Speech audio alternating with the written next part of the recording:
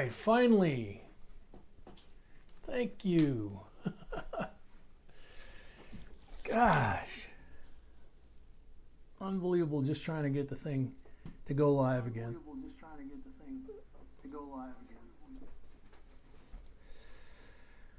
Okay, so DC Bingo, Tony Zampano, Charles Gordon, John Lortz, a member. Welcome all. Yeah, John, it's the video tonight is about funny money, the one we posted today. Mr. Coinsack, Jeff France, welcome. Glenn McBride, welcome. Joseph Clark, welcome. Tiny and Zoe, welcome. A member. Richard Brown, welcome. Mischief, a member, welcome. Julia, welcome. Mr. Cheesecake, welcome. Ron Parker, welcome. Undefined What, welcome. Rochelle, welcome. Fire Ghost, a member, welcome. Debbie Austin, welcome. Mr. Coinsack, I said hi. Frank P, welcome. New Collector, a member, welcome. Random Coin Trucker, a member, welcome.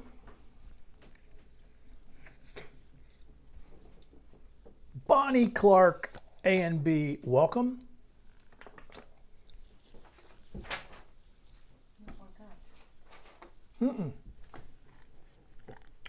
Red Ramier, welcome. Tatad, welcome. Michael Renner, welcome. Liuba, welcome. Christine Willie, a member, welcome.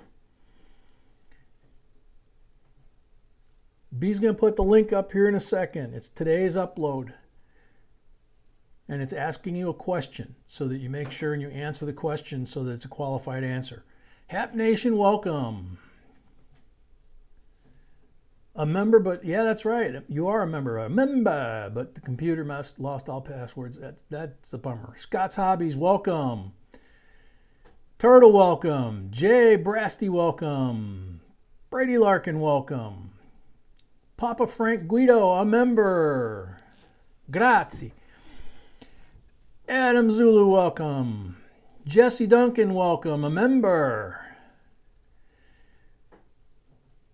Thank you, Jesse. Need to change that a little bit. I appreciate that. But B creates all the videos. She creates pretty much everything, but she writes the scripts and I just read them.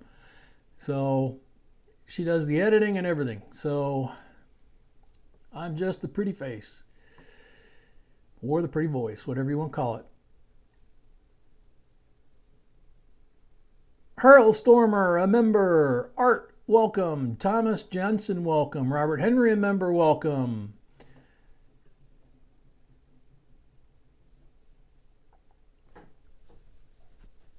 Let's see.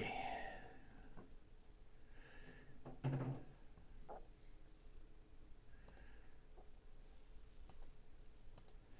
not working on mine for some reason. Let's see. Oh, there we go. Go to channel.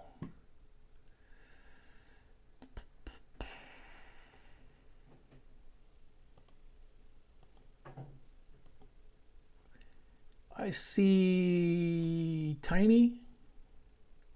You do have your subscription public. I see Tiny, but I don't see us. That's to Christine. So you do have them set for public, but I see Tiny, but I don't see us. Starlin, welcome.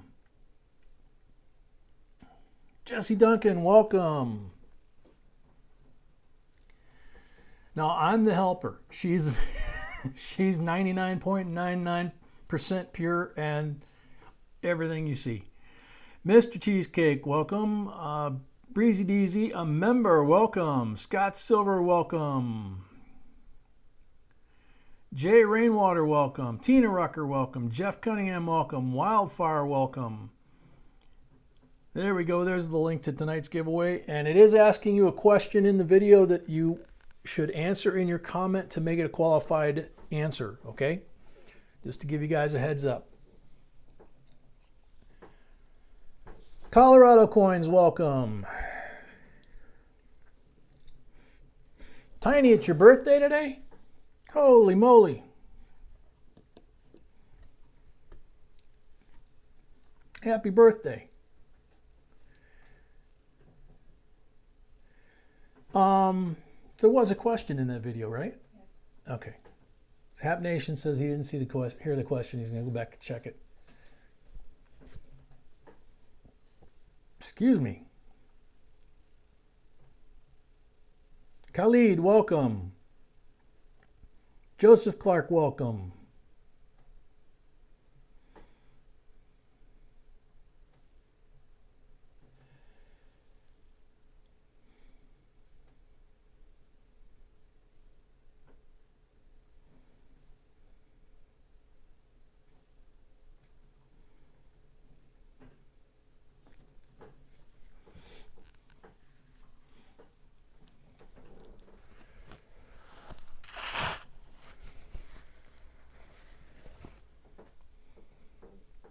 Coin World UK, welcome. Robert Fitz, a member, welcome.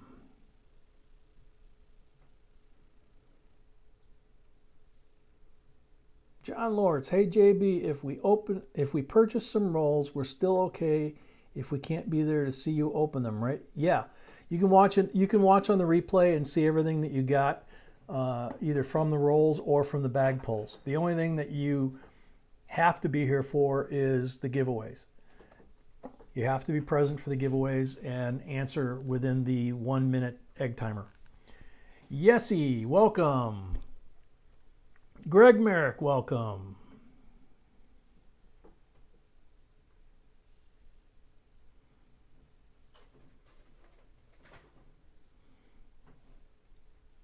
Starlin says there wasn't any question, but commented something about straight eights. So.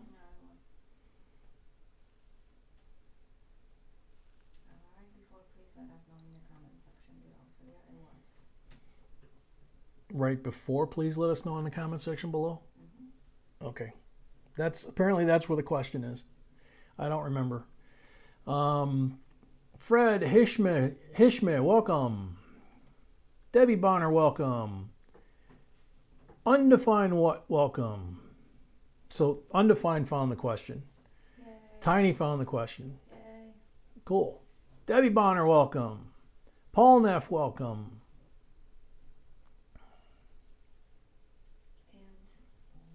Mischief, a member, welcome. Joe from Red Bay, Alabama, welcome, a member.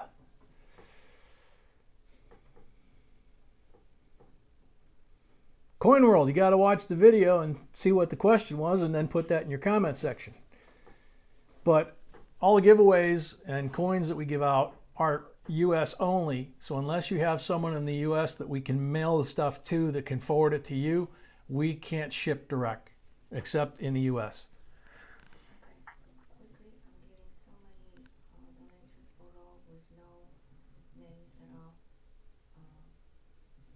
Okay.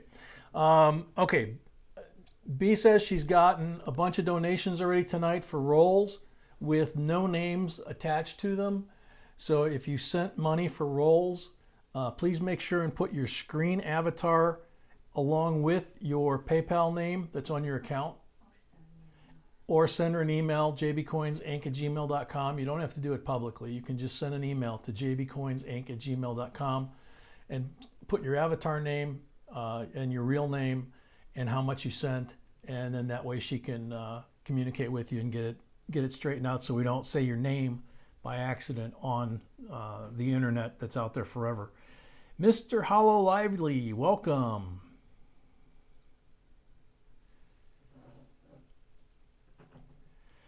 Mr. Hollow Lively, we've gotten a few people that have contacted us thinking that they found 1913 nickels, and the only way you can verify that is to send it in to an NGC or a PCGS and have them verify whether it's legit or not. When you're talking about something like that, you really have to go directly to them, even though it's more expensive than going to Mr. Wexler, who we recommend for a lot of Aircoin reviews and things. When you're talking about something like verifying a 1913 V-nickel, it has to go straight to the experts at the grading company. And it could cost you 60 or $100, something like that. I think it's 90 or something like that, depending on the company. But that's the only way you're going to find out.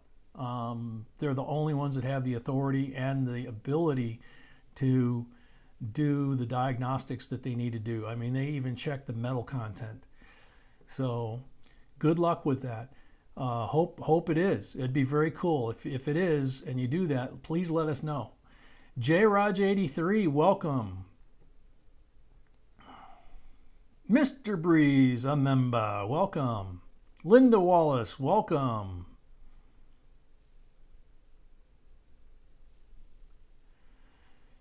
Mr. Hollow, you got 2 different companies that you can choose from, PCGS or NGC. Those are the names of the grading companies. If you go to our website, JBCOINSINC.com, scroll down the page, you'll find the 4 largest grading companies. NGC and PCGS will be at the top, and those are live links. You can click on them, it'll take them right to their website.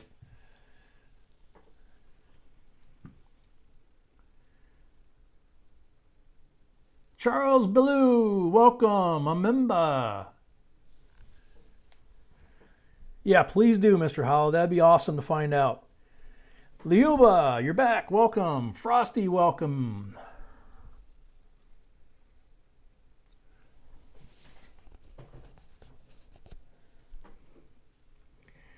Mr. Coinsack, no, my voice is not going out. I am, I'll probably talk about this a couple times tonight. I'm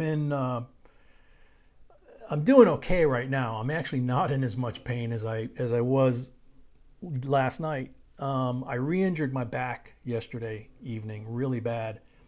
I was putting stuff in the crawl space, came out and basically came out on my hands and knees, and then tried to stand up and kind of did a tiny and started to fall back. B tried to keep me from hitting my head on the corner of the stairs. Hurt her hand, kind of bruised it up real bad. But I blew my back really bad and wound up at the doctor's, and they've got me on real strong pain meds right now. And I got the shot in the butt and steroids and all that kind of stuff. So, and I got to go back in 2 weeks for a checkup to see if it's gotten better. But yeah, I did a job on the upper part, the neck, and also the lower part. Blew them both. And that's the reason we didn't get to mail the packages yet this week. We're behind on everything because I did that yesterday, and I basically was, face down. And today I was pretty much sleeping most of the day from the pain meds. And she only has one working hand today, so it's been an interesting day. NG Coins, welcome. Vern Lapointe, welcome. David Smith, welcome. Michigan Mud Digger, welcome. David Smith, a member. Jay Rainwater, welcome.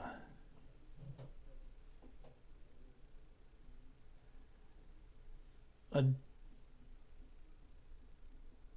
strong strike and extreme doubling on a P bicentennial quarter. Not sure. I'd have to check our list.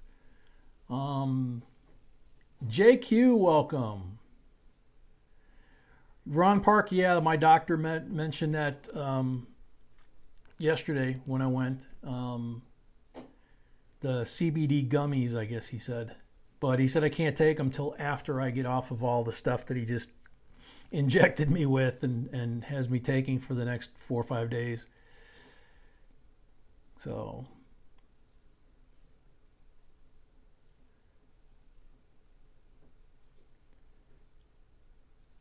welcome, Michigan. Robert Henry, a member. Welcome. I think I already said your name. I'm going to probably be a little loopy tonight because of that stuff. I know I've got the drops and my voice does sound a little raspy or husky, but I think that's from the meds because I feel okay. It just, I'm pretty sure it's the meds because I know last night I took the meds and I had so much medication in me that I actually started itching, and I had to go find some antihistamine because I was literally like scraping the skin off my arms, my back, my legs. It was a rough night last night. So But we'll make it through. It could be worse. We've got a lot of folks on the channel that have a lot worse. And so we're good. Kenny Springer, welcome.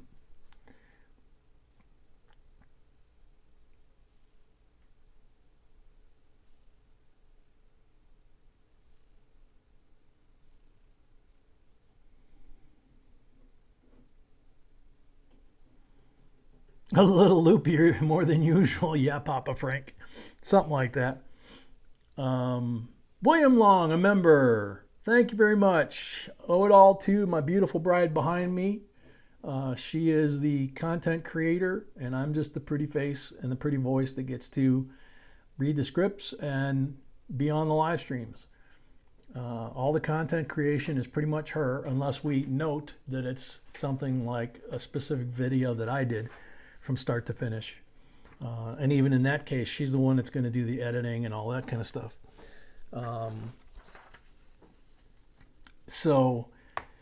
Okay, so I'm going to get into some of the basics that we usually cover at the start. If you're new here, I'm Jay. My beautiful bride behind me is B, or Mrs. B. Together we make JB of JB and JB Coins. Excuse me, those are not our names, those are just our initials. And we do that for security and privacy, because coin collecting in today's day and age, and especially since we're talking about it on the internet, is one of those hobbies that you really can't talk about it even with friends and family, because you risk being ripped off. We have quite a few, unfortunately, we have quite a few folks in our family on the channel that have had their coin collections stolen, even by family members or friends. So we take great care to protect your privacy, and we take great care to protect our own privacy, and we recommend to all of our family members that they take steps to protect their own privacy as well. We usually talk about a couple things. One is, how do you get stuff mailed to you? Some of the goodies that are here on the table, for example. We take a little bit of pride here on this channel. We do a couple different things. First off, we mark 5 rolls in every single box that we go through, and 3 of the rolls will have the paper, not the coin, marked with a black marker, and that represents a 90% silver in that condition or better in a 2x2 just like that, if you get a black marked roll or if you get a pull that says 40. Then we have a green marked roll, which will get you a Benji that's going to look like that, also in a 2x2 slab. And the last one that we mark is a red one, which will get you a Walking Liberty. Same thing, 2x2 slab. So you're guaranteed in every box. Yeah, Robert's got it right. Ain't no junk here. We don't give away junk, okay? We can't obviously speak for what's in the rolls. Whatever we find in the rolls, they're going to be in whatever condition they're in. But if we give something away, we make sure that it's AUBU. And when we go to coin shows or coin shops, we pretty much clean them out of that stuff. And besides the 5 marked rolls, we have a 5 roll minimum. On Wednesday nights, we have a 5 roll minimum, which is $25. It gets you 3 pulls from the silver bag pull. And there's a maximum of $100 on Wednesday nights. On Friday and Saturday, there is no maximum, but there's still a minimum. And inside this bag is our silver bag pulls. Little wooden discs that are marked 40 and 90. There's only 190 in there. And the 40s and the blanks are an equal number. So you have 50-50 chance on getting pulled a 40. And every live stream, we probably give away 4 or 5 90s that we pull.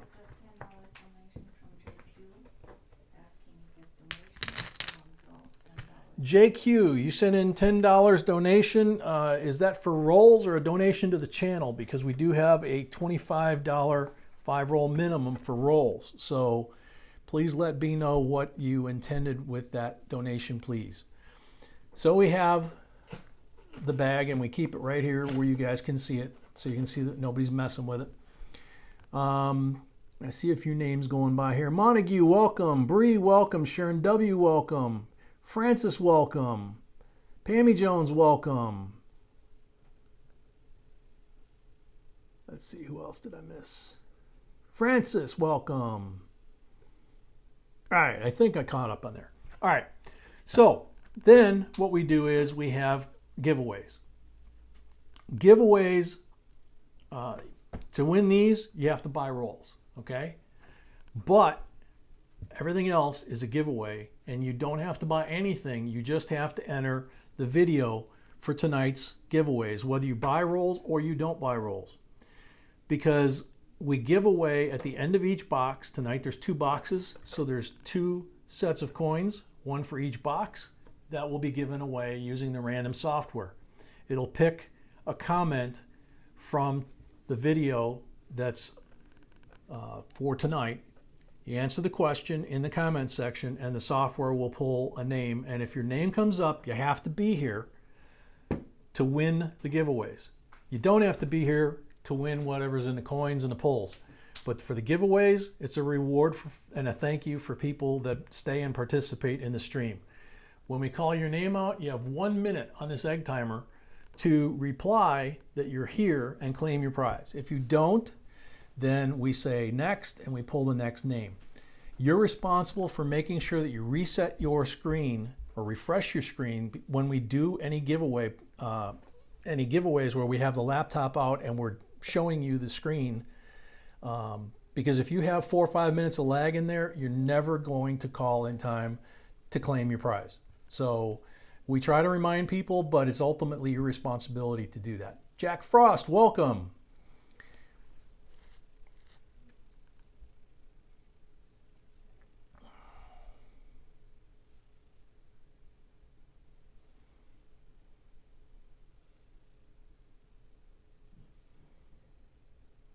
Pammy, I didn't know I was defending the family. I thought I was just explaining the things we're proud of.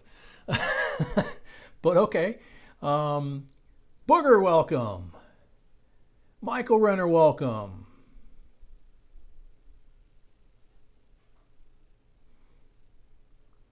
I believe that was the question, Michael. Francis, the link is right below your name there. Tiny just put it up. Laughter, welcome. So then we have giveaways based on the like button or the thumbs up.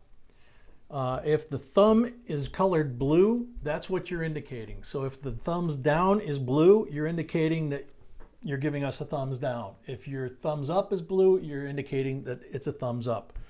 At 100, 150, 200, 250, and 300, and 350, so on, we do giveaways. On top of the end of the box giveaways. We do special giveaways from time to time, and we have a whole lot of really cool stuff here. We have a 1909 VDB penny in very nice condition here that we scored at a local coin show as a giveaway for you guys. We have a 1935 Mercury silver dime that we also scored at the show. A 1911 Barber in nice shape. Both of those are silver, obviously. And a King Tut silver round that a lot of folks like. And last but not least, David Smith sent us some web notes to give away. So we have a web note here. And those are the coin sets for the end of the box. So, lots of goodies, and US only. Yeah, I already said that. US only on the giveaways, on any of the stuff that we mail out, unless you have someone that lives in the US that we can mail to for you. And we do have a couple of folks that take advantage of that, and we appreciate it. There's the 1909. Hopefully it'll show up on the camera without getting wiped out by that light. It's in really, really nice shape. Yeah, the light's kind of taking it out. Very nice detail on the corn on the stalks, wheat stalks. So corn stalks. So we have that, and update on the new camera gear and stuff.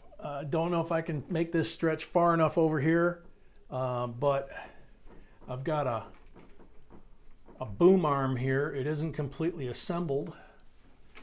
We're testing it out, and we want to make sure that it doesn't cast a shadow.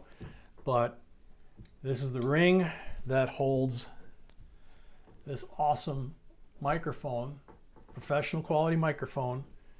Goes in here, and it will hang on the boom, and we can have it just like, you know, you'd see in the old Johnny Carson shows and radio guys and podcasters and that.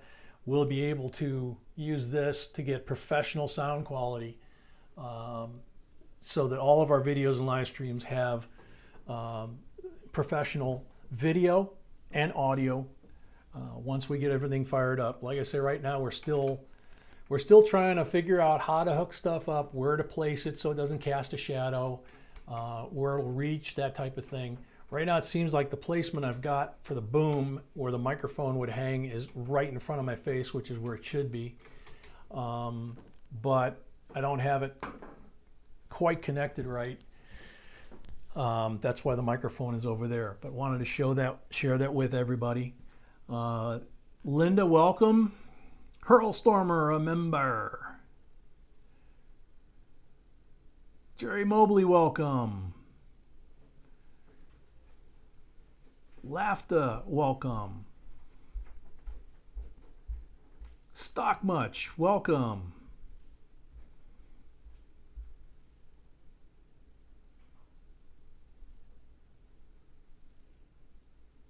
Okay, I don't know what the situation is, but our email is jbcoinsinc@gmail.com. You can send us an email. I can't guarantee that we can handle the situation, whatever it is you're referring to, but we will do our best if it's something that's within our power. So,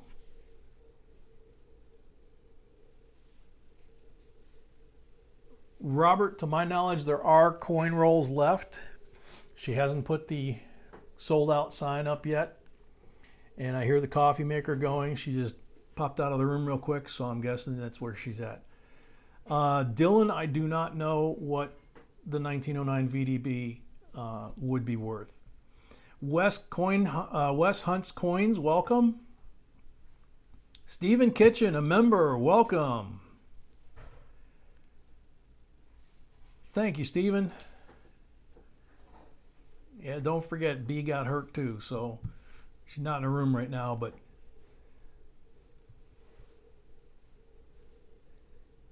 she tried to keep me from doing a tiny, because I was doing the timber, you know, and her hand got between my head and the corner of the wall, so it's a little bruised up. Pedro, welcome. Wes, I blew my back out really bad again last night. We were doing stuff around the house, and I went in the crawl space with some bins, and coming out of the crawl space, I wound up pretty much destroying or aggravating, let's say. They're already destroyed, but I re-aggravated the 4 discs in my neck and the one at the base of my spine, and it pretty much dropped me to the floor. And then I got up from my hands and knees, did the hand walk up the wall, and that was a big mistake because I started getting dizzy and everything's, funny colors and all that, and I started to fall backwards, and I was trying to sit on the stairs to the basement, and I guess I missed my aim, and B corrected my aim, but it caused a nice big bruise on her hand, so she's only got one hand to work with tonight. So Joe, you'll hear her every once in a while. Oh, you mean the new one?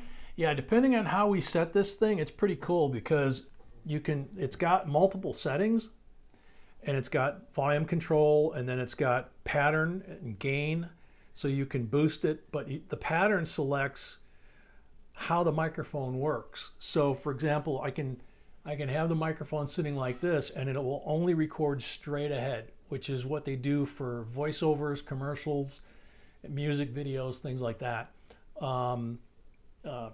You can use this in surround mode where it picks up all the sound, or you can have it set up in a couple of different ways besides that.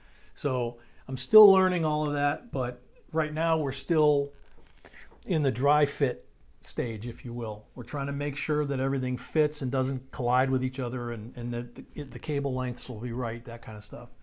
And then we'll hook it all up and play. John Lawrence, you've used the Yeti for video classes for over 3 years. That's cool. Good to hear. I've heard nothing but good stuff about them, and was really excited to get this one, especially in the blue.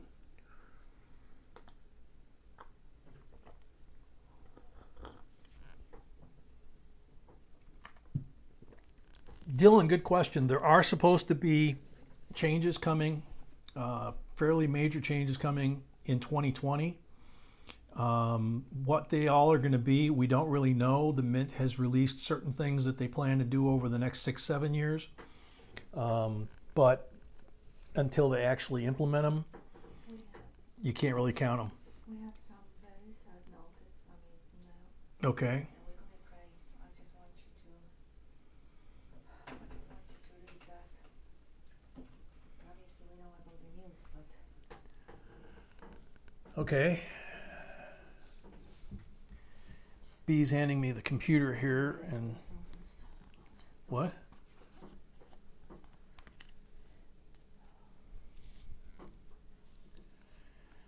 Excuse me a second, folks. I'm reading an email that we got.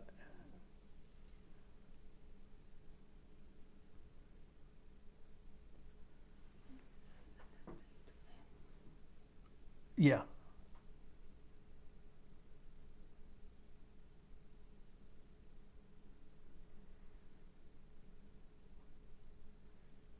Oh man. Yeah, I think you can read everything. And we're gonna do just a few more silence. Yeah, I think this is obviously, when I read this to you guys, obviously this falls in the category here in the family. For those of you that are new, if you subscribe and you're a regular here, you're not just a channel subscriber or a member, you're part of the JB Coins family, and we take care of each other, and we care about each other a lot. You know, this is the family you get to pick, as we say. B just handed me the laptop with a private message from Mr. Breeze to share with the family. It says, I want to ask you, Mrs. B and Mr. J and the Coin family, to pray for me and my family. I forgot that you live near the city. If you watch the news on Sunday and Monday, the news reported a young 22-year-old man killed in a hit-and-run accident near Loyola Hospital, which is in the city in Chicago. That was my nephew. His mother is my older sister. As you may know, this has been hard for the family, but it's our faith that keeps us going. We will not have a funeral for him. My sister cannot handle that. So we are having visitation on Sunday to honor his life. Your prayers will be added to the strength we need to endure a time like this. Thank you for being such a great family. I find my comfort within coin roll hunting and sitting in the live streams. I do not feel lonely when I do. Love always, Mr. Breeze. Thank you, Mr. Breeze, for sharing that with us and for your sentiments. And we're very, very sorry for your loss. And if we could, before we get any further into tonight's stream, each in your own way, if we could take a moment of silence, no typing, just pray or whatever it is you'd like to do, thoughts and prayers to Mr. Breeze and her family.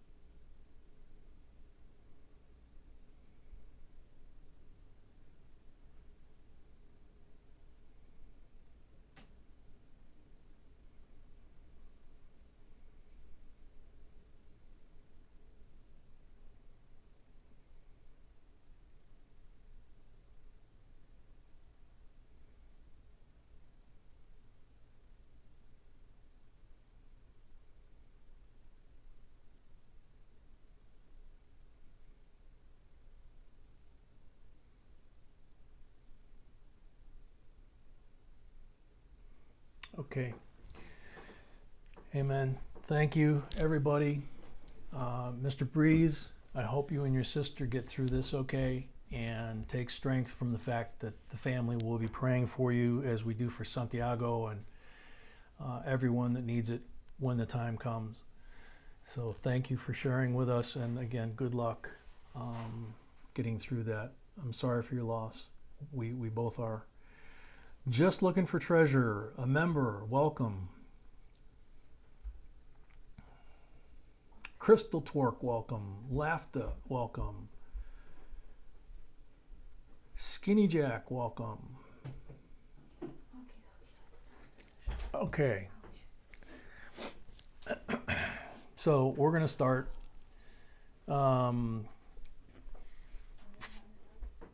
We have 98 thumbs up. JS Coin Hunters, welcome. We have rolls left, right, sweetie? She's going to check.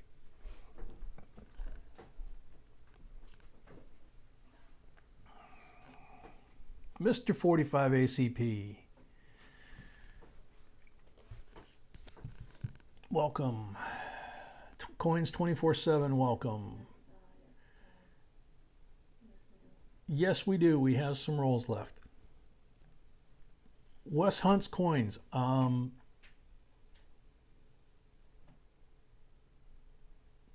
Didn't get a chance to check. I thought about it earlier today. Have you sold all of your coins that you had on eBay, the West Point coins? I didn't get a chance to go over and look to see your listing and see what you were asking for them. So if you could let me know, maybe we could work out a trade. I don't have any of the River No Return W's. We have not found any yet.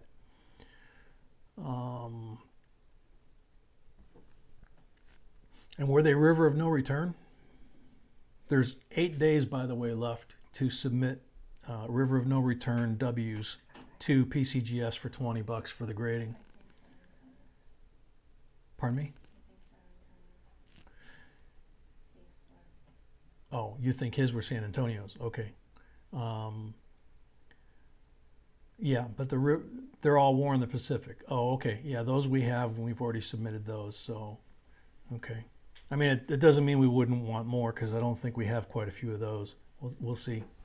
But the River of No Return, for all of you folks that are looking for them, is the last of the 5 coins this year that they're doing the rewards for and all that kind of stuff. That's all been done. The rewards are gone. But there's 8 days left to submit the W's for $20 discounted grading fee, and they would get the designation early find for being found in the first 45 days of the discovery coin.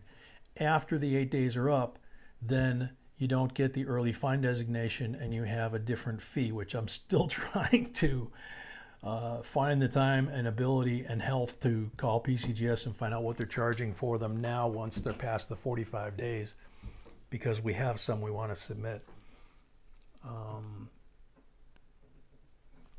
Sounds good, Wes. I appreciate it. All right, so we're 107 thumbs up. Are you ready to do the first giveaway, sweetie? Yes. Cool. Isn't she wonderful? Okay, yeah, I know I gotta help you, babe. All right, so what is the first giveaway? Is it King Tut? No? Really? Wow. Starting off big. 1909 VDB penny. Every time I get it close, the light washes them out. But trust me, this thing is gorgeous. So this is the giveaway for 100 to start us off tonight.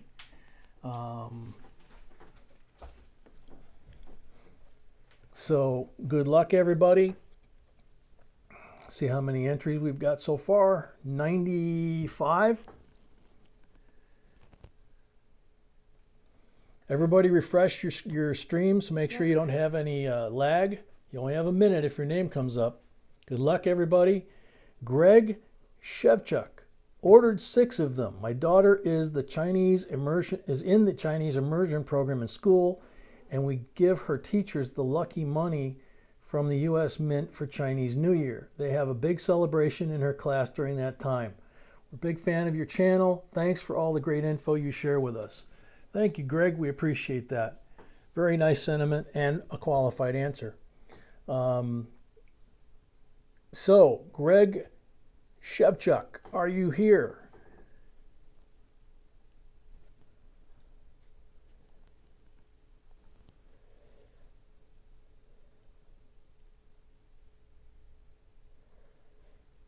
Yeah, this one I can tell you for sure. Of all the stuff we bought at the coin show this past weekend, we ran out of money. we had to hit the ATM, but we scored a lot of stuff. But this one B spotted, and she grabbed it and picked it for a giveaway for you guys.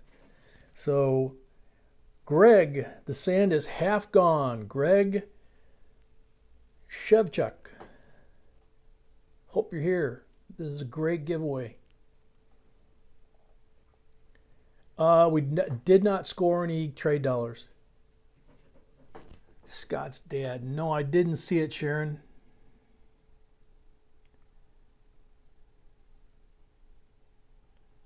I'm scrolling up right now to try and find it.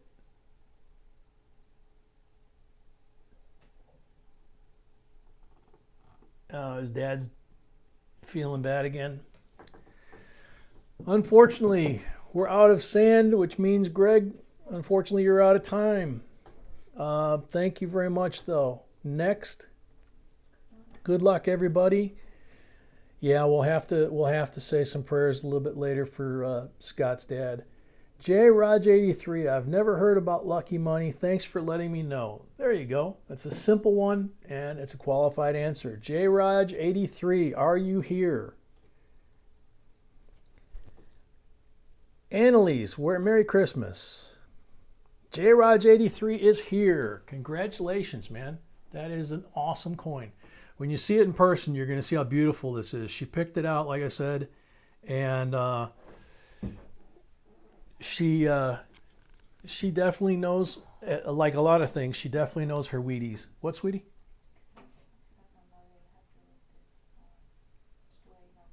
What?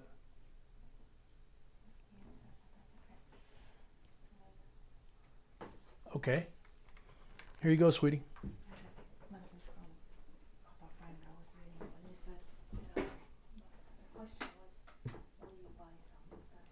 Ah, okay. Sorry, I misunderstood. MS Fighter, welcome. All right, what do you say we get this party started? Frank Pando is up first. Got 5 rolls. You get to pick the starting point. Montague, glad to hear it.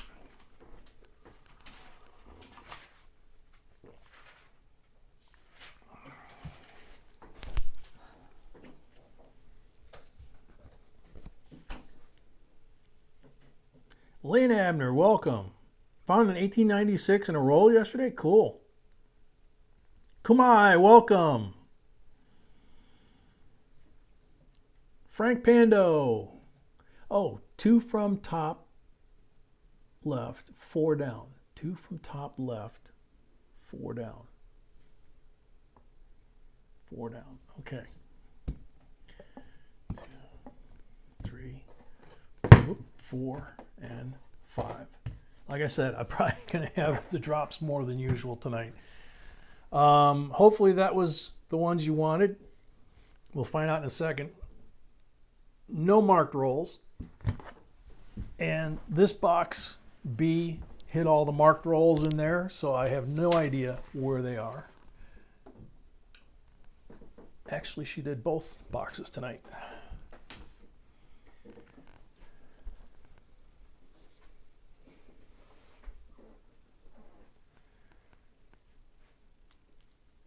MS Fighter, it's 2x2s. It's these little cardboard holders They're called 2x2s because they're 2 inches by 2 inches, and they can be cardboard, staple versions, self-adhesive, or they can be vinyl flips. We have all of them on our website, JBCOINSINC.com.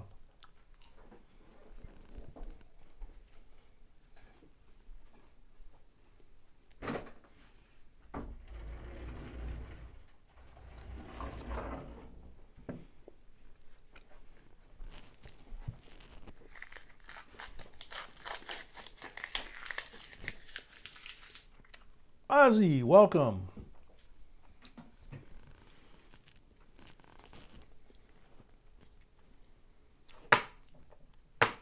Good luck, Frank.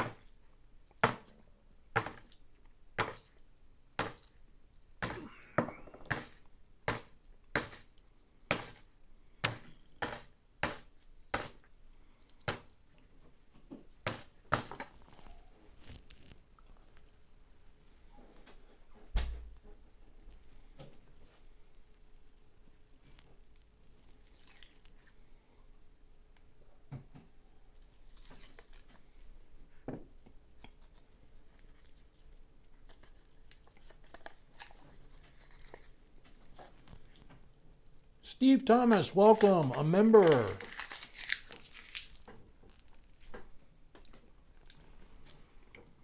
Got a nice shiny one here. 2015 NIFC. Real beauty.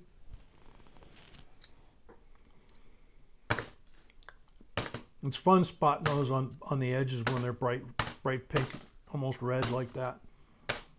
And you pull them out and there's something nice.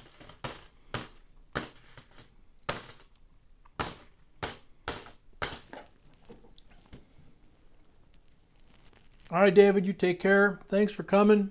We appreciate it.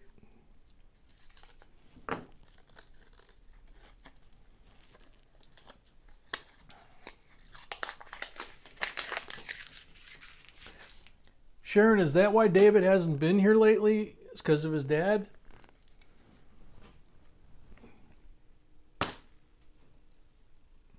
Or, no, I'm thinking of Scott. I'm sorry.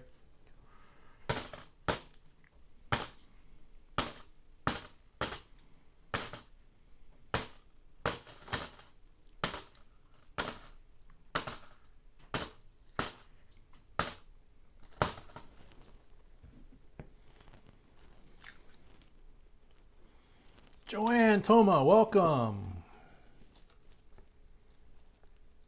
Montana Treasure Hunter, a member, welcome.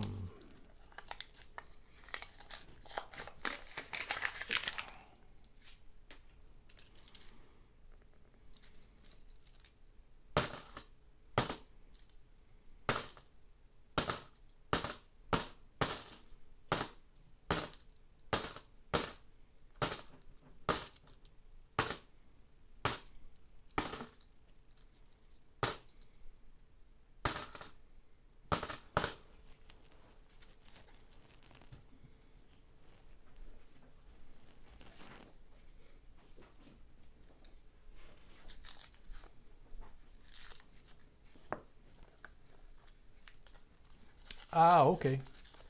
Thank you, Sharon. Okay. Courtesy of Pammy J, there is the "We are out of rolls tonight" sign.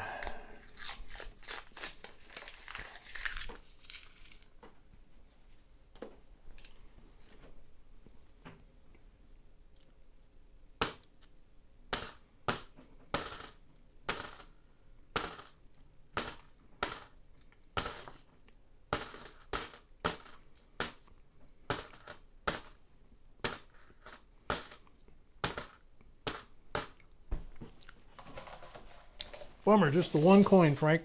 What's yours, babe?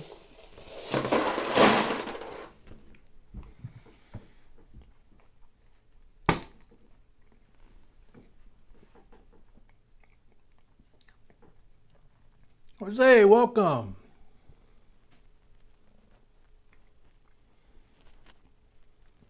Sorry, man. Michael, welcome. Jose, we got some cool giveaways left. We already did the 100 giveaway. It was a 1909 VDB penny. And the next one is a 1935 Mercury silver. And then the one after that is a 1911 Barber silver. And after that, a King Tut, and then a web note. And all hand-picked by B except for the web note, courtesy of David Smith. So these are Frank's 3 pulls, starting with this one. 40%er. Whoa, as I throw it. Wow. I might need to have to put gloves on so like, you know, like those sticky gloves the receivers use in football. Blank on the second one.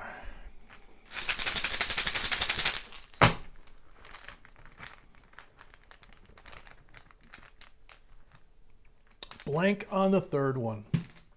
So, Frank, you got a 40% 67 and a beautiful 2015 P NIFC. Thank you very much.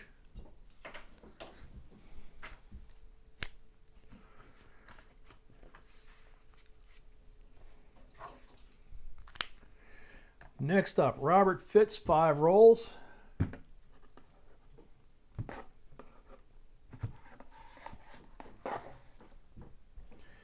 Green one. Robert Fitz gets a green one.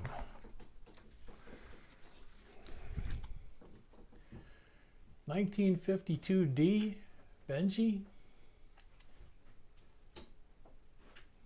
There you go, 90%er to start off. Frank, he's gonna get coins from GA with coins from last week. Yeah. In case anybody missed it earlier, because of my injury and B's injury, because of me, we didn't get last week's mail out yesterday like we normally would. So anything that anyone wins tonight that we should have mailed stuff out to you yesterday, we'll go ahead and combine them. We'll get them out here by the end of the week.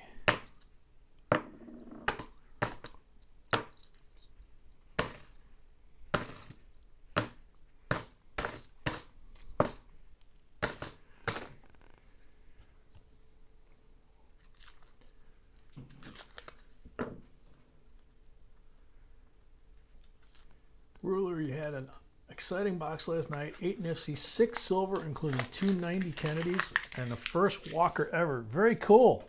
Congrats. Sky Pilot, welcome. Super Soldier, welcome. Michael, welcome. Bill Driscoll, welcome.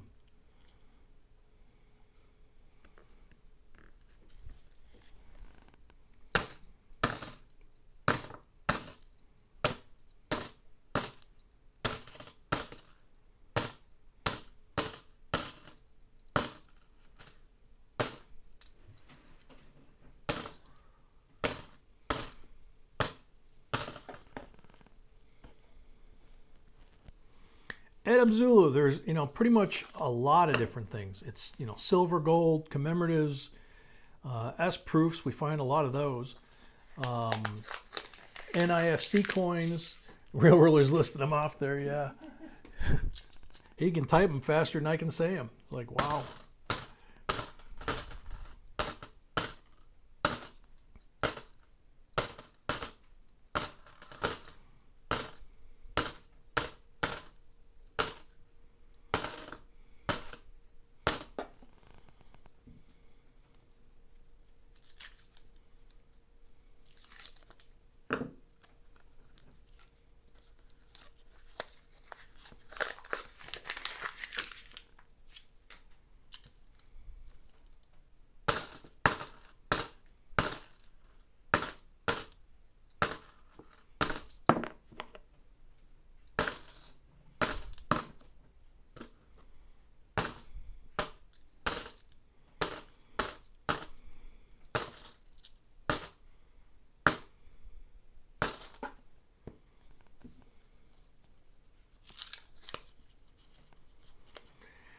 John, my eyes are pretty old and, I'm in my 60s and I've got 2.5 times cheaters on, but you do enough of these, and you got to remember, we're not checking for any of the stuff that's on the errand variety list for the most part, because a lot of that requires magnification. But we can't do it during a live stream because it would just take too long. We can actually announce that we're still selling coin lists if somebody wants them. Okay, and Sweetie says I should announce that we are still selling our errand variety coin lists if anybody wants them on JBCOINSINC.com. They're at the top of the webpage. There's lots more content below that as well. And what you see there, again, is all created by my Sweetie, except for the coin lists. The coin lists are quite a bit mine, and she helps me with those, and she puts them up there, but I have like 10 or 8 by myself. that's true. You got about 8 by yourself that she's more expert in than I am. So there's about 22 different denominations up there. 3 pulls for Robert Fitz. Good luck, Robert. J. Raj, no, we don't go back through them for errors. We don't have time. We just turn them into the bank, turn them into cash, turn them into more boxes.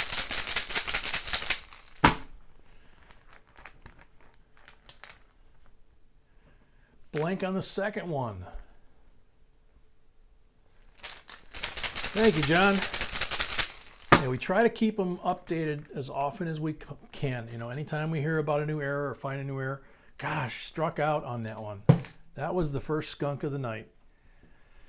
52D, real nice Benji, 90% silver. Thank you, Robert.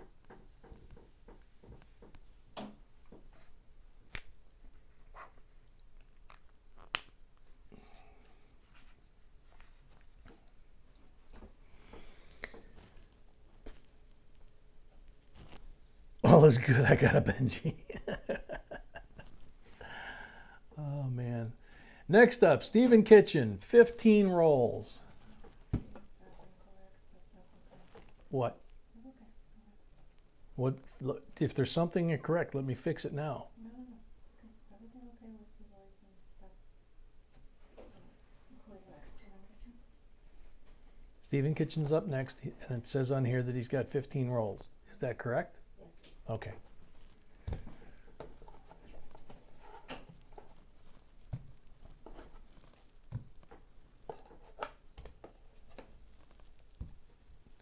Which cleans off the top deck. Super Soldier, I'm drinking freshly brewed, freshly ground beans.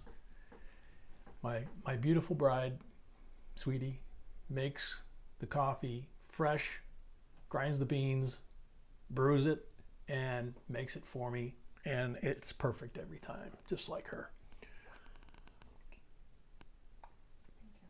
Thank you. You're welcome, Sweetie. Thank you. Jet fuel.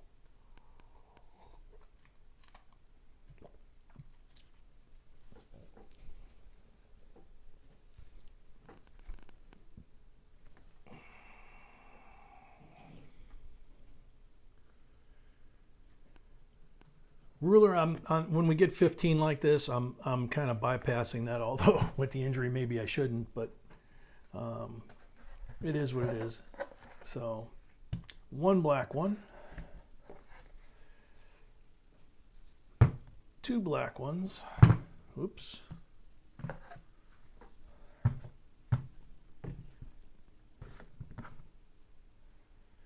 So 2 40%ers to start us out. 2 black mark rolls.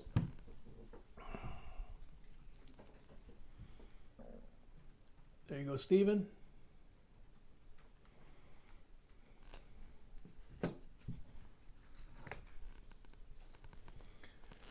RRJM, welcome, a member.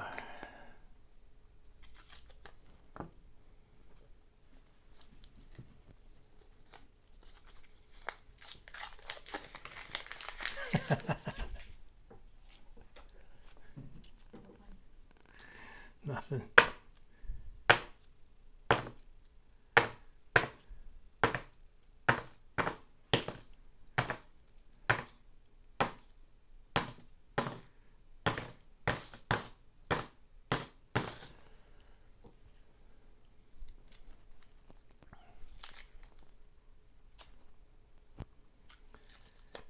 Colorado, yeah, estate sales normally are a great place to score some coins. B and I went to one this weekend or this past week, and we walked in and we walked through the house. The house was just cluttered, just packed full of all kinds of stuff. A lot of old audio video gear, reel-to-reels, some real old film cameras, things like that. Pool table, just, you know, a lot of really cool stuff that somebody would find in an estate sale and probably like. We got all the way by the cash register, almost to the cash register. There was a bunch of silver, 80% silverware, but it was marked way too high.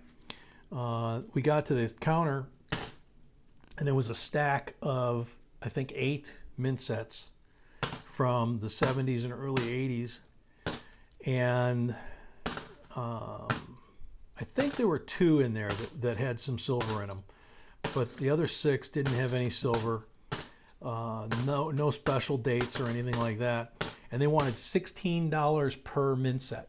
And we just started laughing. We said, "You mean $16 for all 8, right?" And the lady goes, "No." I said, "We buy these in the coin shop all the time for like $2, $3, $4. We're not going to pay you $16. We'll offer you 4. And she goes, "No." I said, "Okay, see ya." And we went to the coin show. And like I say, we had to hit the ATM because we ran out of cash.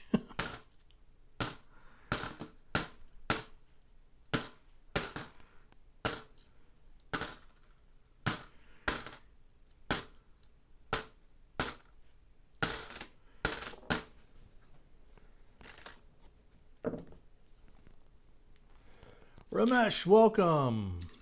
MW, welcome.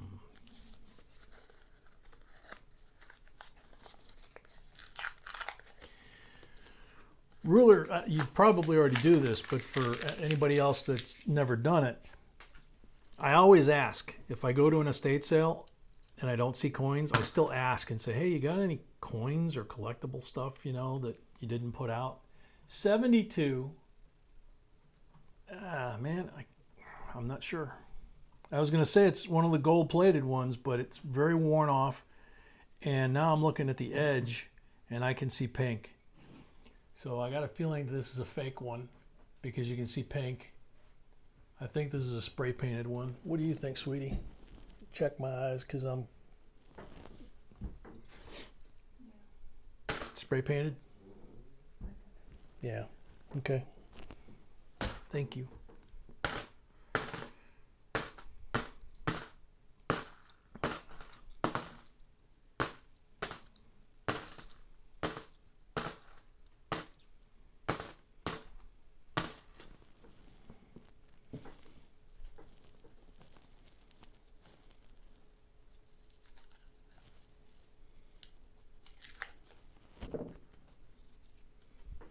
What was that, Ruler? That went back to the estate show. Yeah. No, we didn't bother.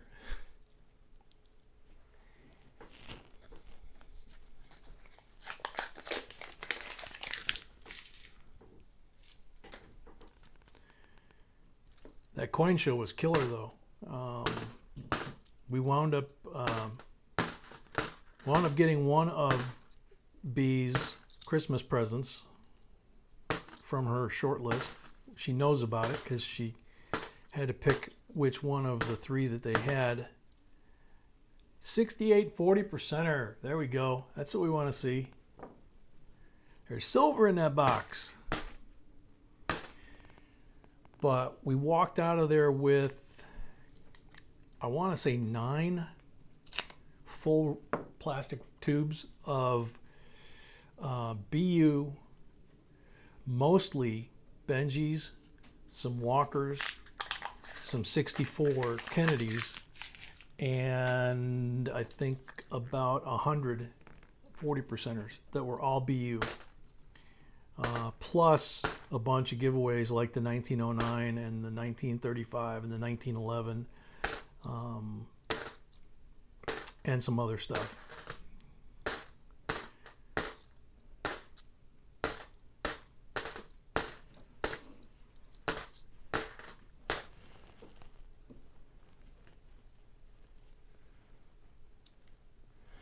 Yeah, Michael, the fun show down there in Orlando coming up next month.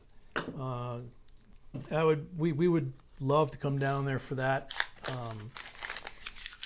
We've kind of we've made more trips to Florida in this past year because of my dad. You know, not only up until his passing a couple months ago, but even since. So it's kind of like we know the way by heart, but from South Carolina and from Chicago now. But that sounds like it would be just a blast to go to that.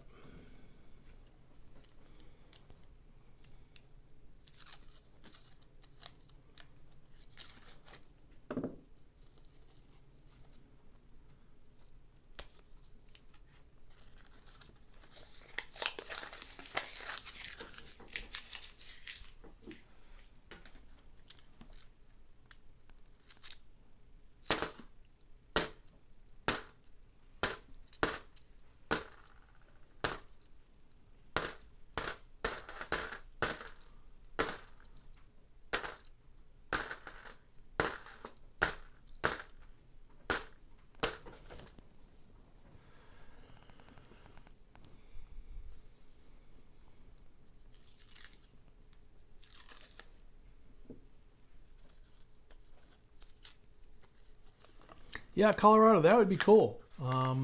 If you do and you send it to the email, to our email address, Bee's got the app on her phone, so she probably would get the notice at that point.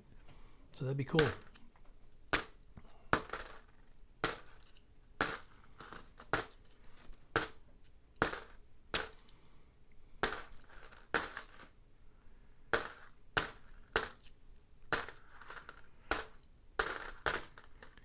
Oh, speaking of apps, I added one of the reasons I didn't put that app on my phone. I've got too many apps on my phone now as it is. But one of them that I have that we talked about last week sometime is Kitco. And they have all the metals, not just gold, silver, platinum, palladium. They have really good charts too. 24-hour, 3-day, a week, 30-day, 60-day, 6-month, a year, 3 years, something like that. Excuse me. Kelly Ray, welcome. But if you scroll down, they also have copper. And copper has moved up from about 265 earlier this year to about 270, and now it's around 273 or 274 a pound. But besides the charts, what I didn't notice is it gives you the option to set up price point alerts or hourly alerts. So if there's a major swing in the price of one of the metals that you're watching, you can actually set the notifications up. So I've actually got them pushing the hourly update to my phone now. So I don't have to chase the APMEX spot price on there, which, by the way, I've noticed there's about a 3 or 4 cent per ounce, which doesn't seem like a lot, but there's a difference, a deviation between what Kitco's showing and what APMEX is showing for the spot price at any given time. So it's very interesting.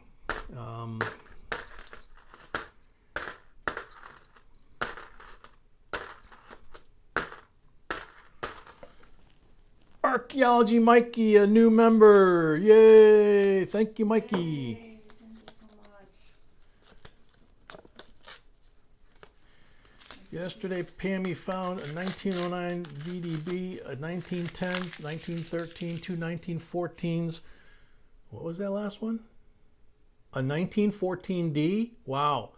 Those are worth a lot of money, Pammy. I know. I just bought one for B for Christmas. 1933 and 1934, and the list goes on. Very cool. Where did you find that roll? Was that a roll that you bought online, or was that just out of a regular box of pennies? Robert Savage, welcome. B-Boy, welcome.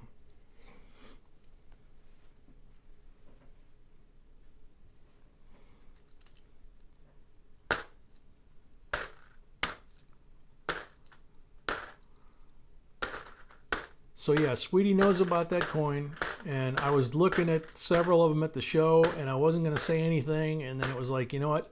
I'm going to let her pick which one she wants. And she did, and of course she negotiated and got us a real good deal on it.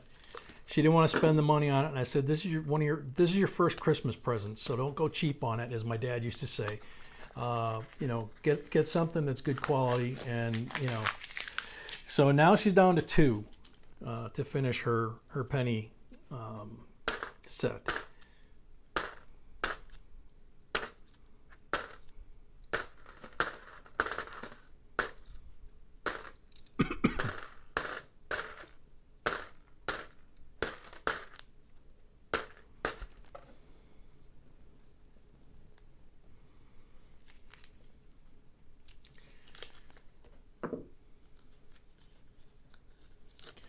Ruler, she was there,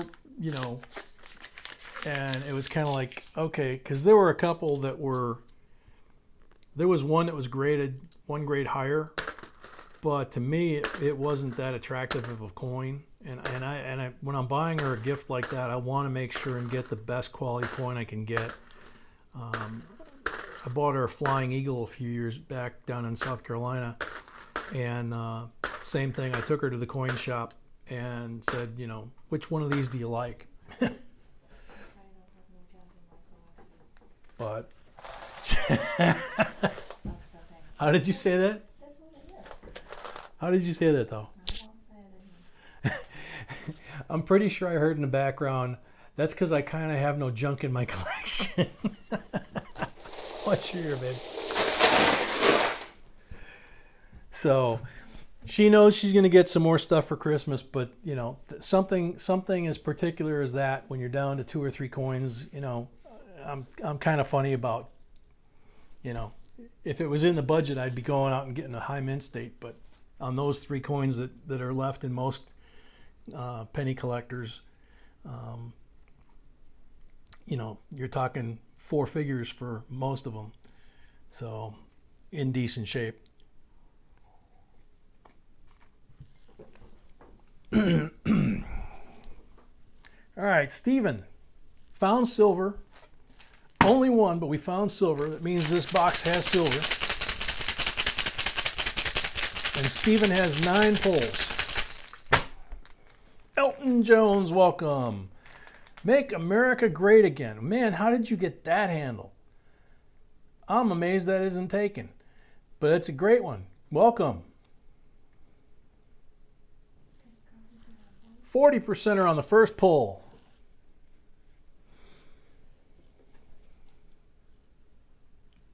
I really am surprised that's not taken. Or hasn't been taken.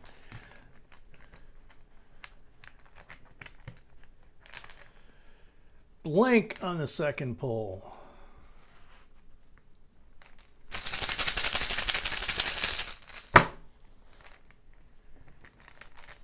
Three, 40%er.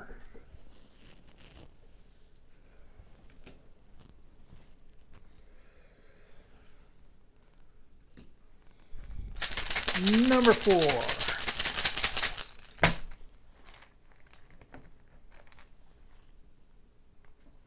Blank on number 4.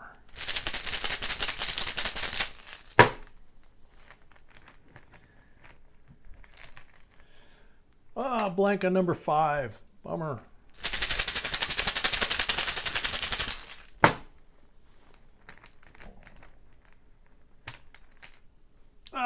Blank on number 6.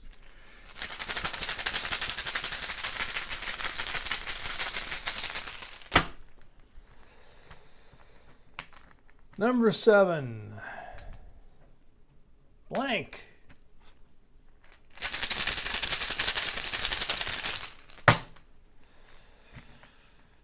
Number 8. 40%er. Yay. Finally. Number 9.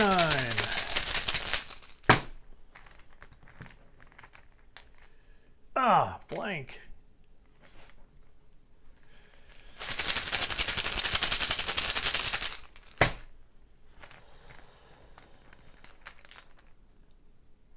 blank on number 10. And it really, we should have stopped at 9 anyway. Gosh. That wasn't one of my better pulls, but got 5 40%ers. And you got the first 40%er out of the box. So you got 6 silvers all together. Thank you, Stephen.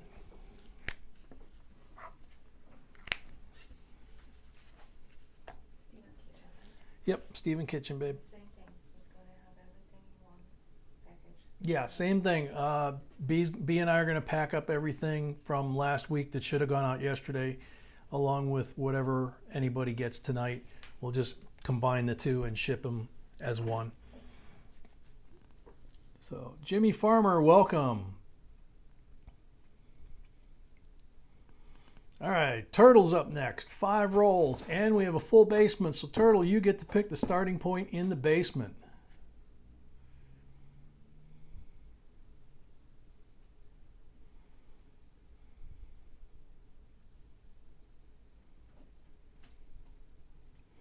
Elton, we did the first giveaway, and that was for a 1909 VDB penny.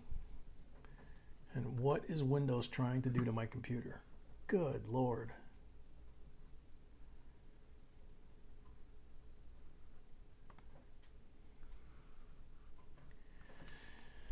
Fourth row, please. From the top down, 4th row.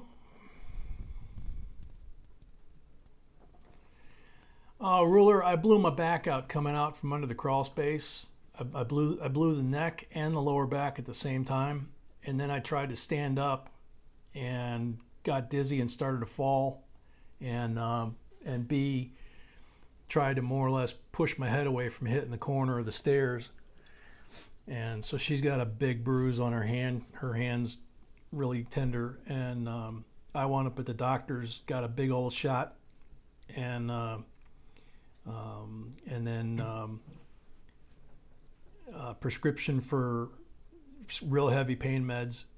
Real heavy pain meds, and also steroids. So I did the 4 discs in the neck and the 1 in the lower back. So I was in pretty bad shape. I just feel bad that B got her hand hurt. I'm glad I didn't break it. From top. Okay, thanks, Turtle.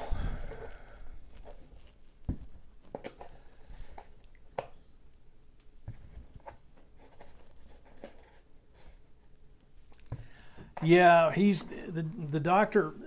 Luckily, moving back, one of the things that we took into account of moving back home is having access to the doctors that we've had for 20, 30 years. And I've had this doctor for 30 years plus. And he's literally saved my life a couple times when I've come a little too close to the edge.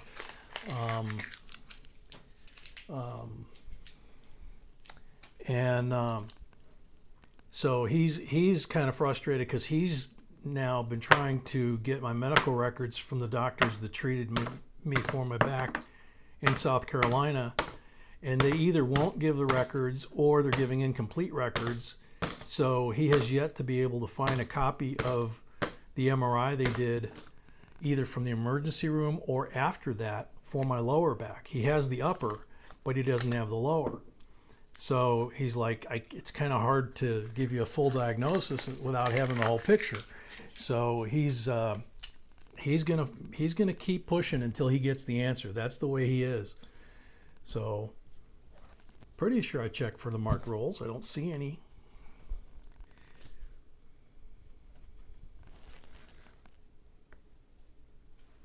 Oh, you tripped on your own feet and went down? Gosh. On the way my face smacked the corner of the kitchen table. 74 years old and your first black eye?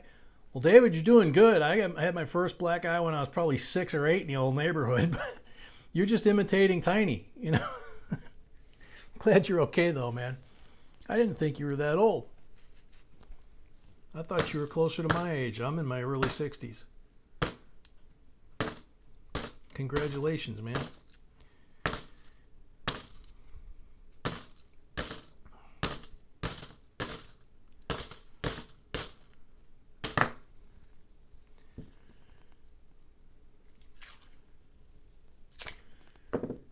Thunderbutt, welcome.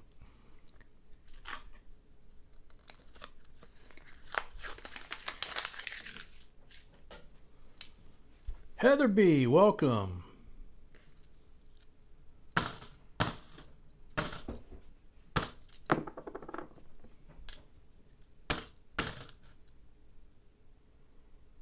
That's a fooler. That's a 2000. It's got the patina like a silver, but it's a 2000.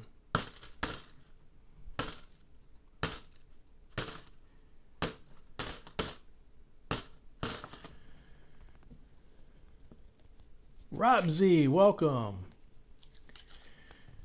Marty Poles, welcome. John Lortz. If you're talking about the live streams, B and I have been doing the live streams for what, 2 years now? About 2 years, the live streams. The channel we've been doing for about 6 years, going on 7. April, I think, will make 7 years. We just hit 6 years. We got congratulations from YouTube. I thought it started in April.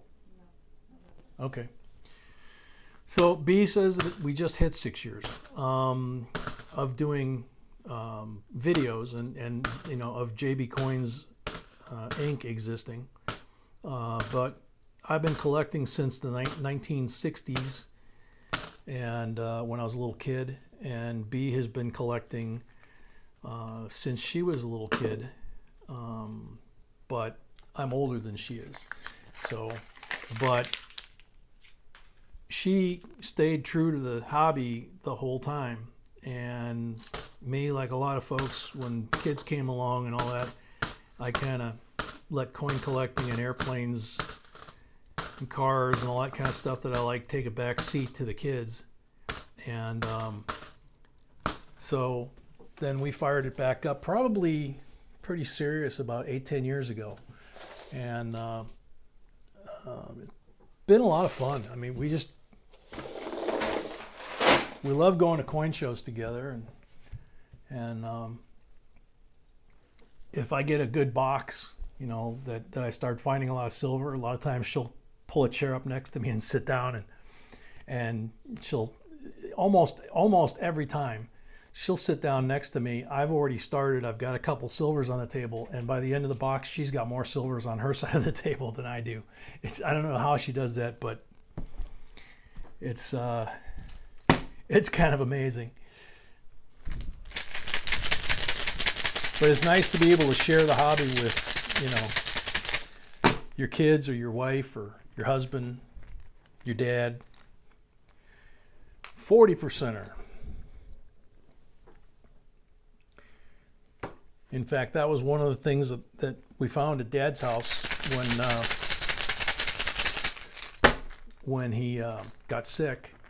Was I grabbed his wallet and his medals and his discharge papers and dog tags and a few things like that, and I went in his bedroom, and he had a change jar in there like a lot of us do. 40% on the third pull, and I still have, it's a little glass round like vase kind of thing that he used as a coin jar, and I thought like mine, he just dumped his change in there. And then there's your 240s, Turtle, thank you. Then we found an article about Wisconsin quarters being valuable, if you find the varieties. And he had that in right next to the coin jar. And we started to go through the coin jar a little bit, and every single quarter, there's only quarters in that coin jar, and it's probably a half a gallon size, in terms of the pile, and like a large salad bowl maybe full of nothing but quarters, and they're all Wisconsin quarters. And he was born in the North Woods of Wisconsin, so it's like it was something that was very special to him, and so I'm going to leave it exactly the way it was. Mr. Coinsack, you're up next. You got 5 rolls.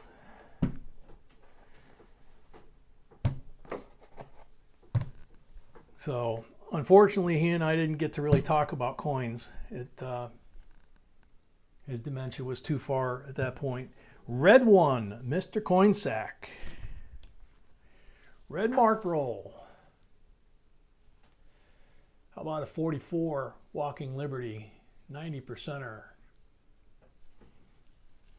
There you go. Good start. Good luck, Mr. Coinsack.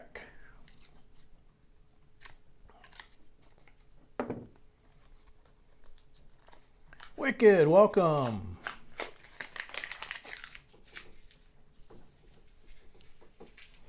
Yeah, Heather B, I've got almost everybody's dog tags. There's certain uncles that obviously their dog tags went to their kids, but a lot of my aunts and uncles did not have kids. For some reason, that's just the way it worked out. So I have all of their dog tags. I've got my grandpa's dog tags, my dad's dog tags, my stepdad's dog tags, and my dog tags all on one chain. So I'm very proud of that. And then I've got all their flags.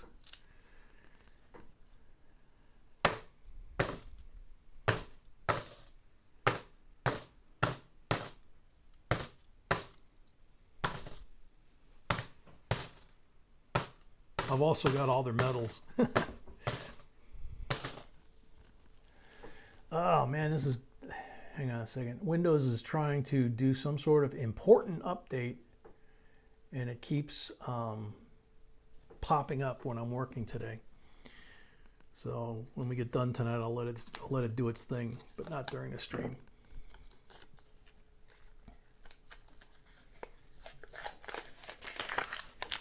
Yeah, Mikey, that's a good one. Between the floorboards, a lot of little coins would get stuck in there. Another thing is in an old house, the old-fashioned fireplace mantles with the mirror above them. Some of them will have a little hidden compartment between the upper and lower mantle on the two ends of the mantle. Sometimes they have a hidden compartment there. The other thing is that there's a gap because of the plaster and lath back in the day. There's a gap behind the fireplace mantle, and sometimes where the hardwood floor meets the mantle down by the baseboard, there'll be a little pocket in there, and sometimes change will find its way down there. Or back in the old days, they'd put their change up on the mantle and it would work its way down. So a lot of old houses, if you're renovating them or they're being demoed, you can find some good stuff back there.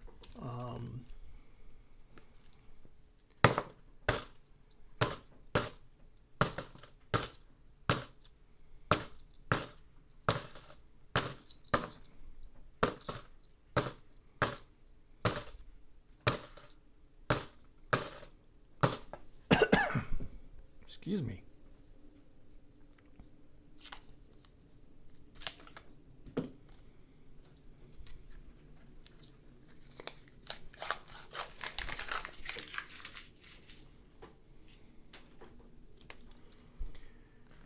Ruler, that's good to know because that thing is annoying as heck, especially today.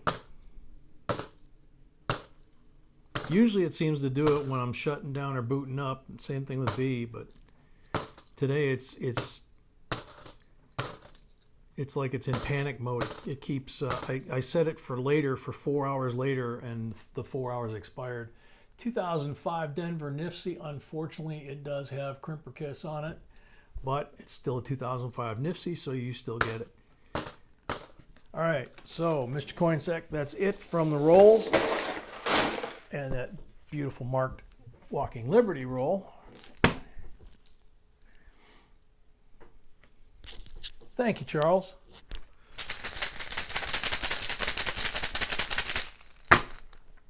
Robin Stabile, member, welcome. Dizzy, welcome. Fred K, a member, welcome.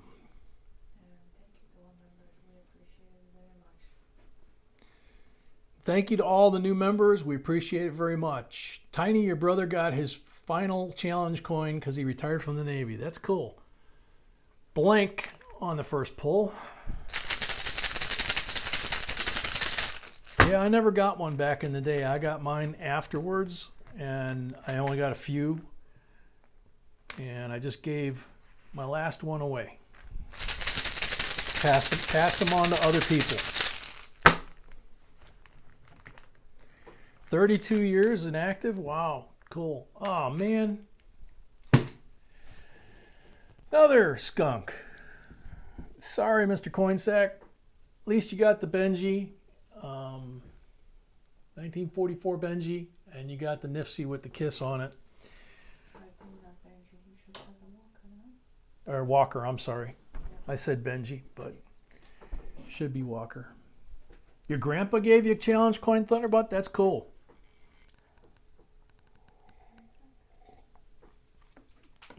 They didn't have them when I was in. So if they did, they were in the higher ranks, and I wasn't seeing them. I was in a training squadron. So next up, David Smith. 10 rolls. And we actually have 5 more rolls here for John, who's the last one in the box.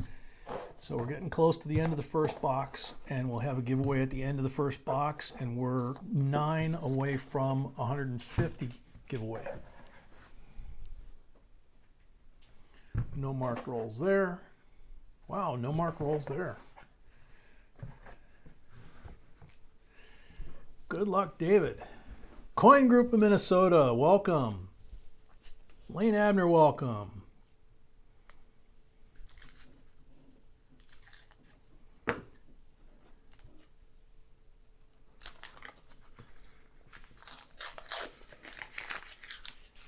Yeah, good point, Tiny. I haven't seen Mossy tonight.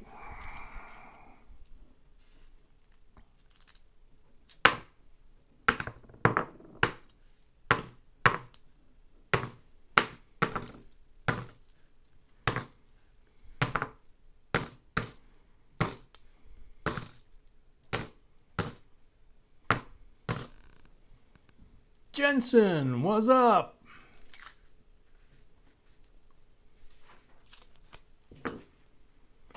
Fred K. No, I'm not sick. It's, I think it's a reaction to the pain meds that the doctor put me on. I blew my back out again really bad yesterday.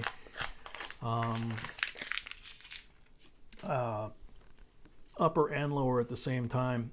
And I kind of did a Tiny impression. I was trying to sit backwards towards the stairs to the basement, and I missed. And that was after I injured myself. And B tried to keep my head from hitting the corner of the wall.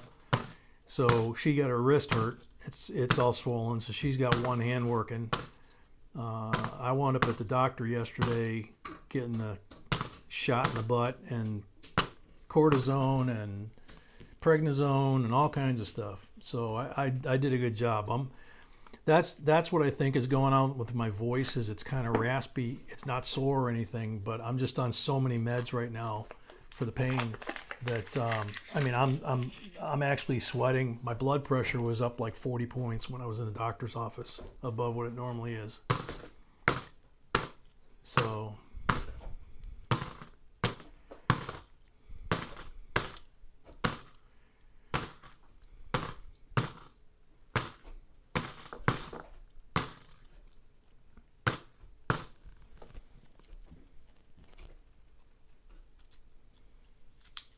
there'd be, the older we get, the more porcelain we are. Ugh, I want to be 21 again. Yeah, 21 was okay. That was when I got out of the service. But actually, I'd be happy to be 40 again, because life was pretty good when I was 40. When I hit 50, that's when it all started going downhill really quick. But I've got my sweetie and my kids and my granddaughter that I adore, and so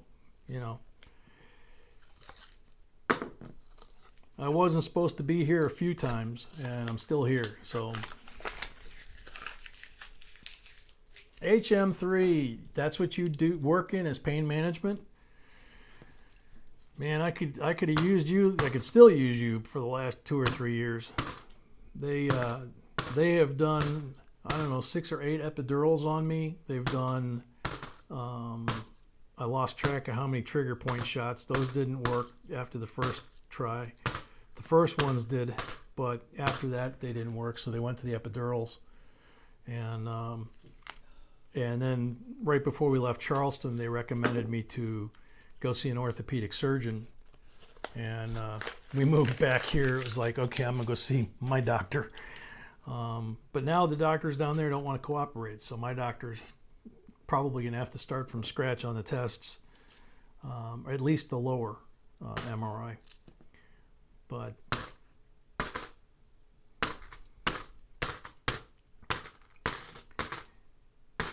Joe was using some few times that they have to give you records, and they sent email about it, and we know that. yeah, Joe, we know that they have to, and the doctor sent a request. They wouldn't even talk to me on the phone.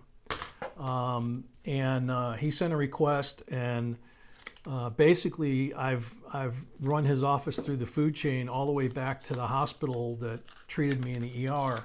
And I contacted the records department and said, you would have that information, right? And they said, yeah, but your doctor needs to send the request on letterhead. So he did, and they sent all my treatment records, but nothing, not a thing about my back.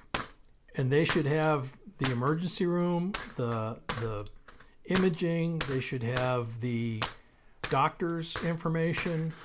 They don't have anything.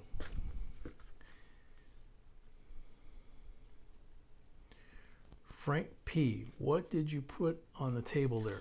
Oh, this? 2004 NIFC, Philadelphia.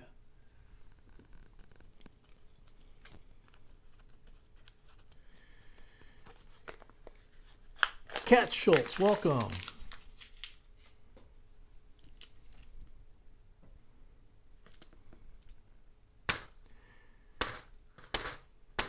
I know for sure I've got 5 discs.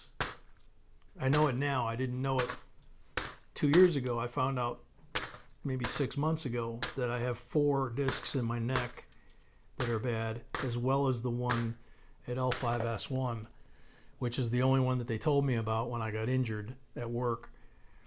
And it's a company town, so, you know. But anyway. Tim Pierce, welcome.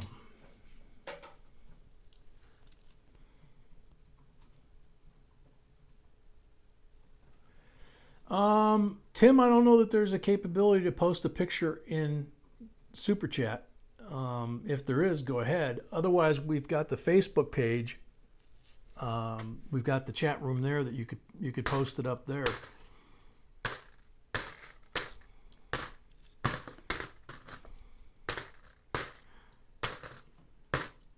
I know they're constantly changing Super Chat, live streams, all that kind of stuff. So who knows, maybe that functionality's there.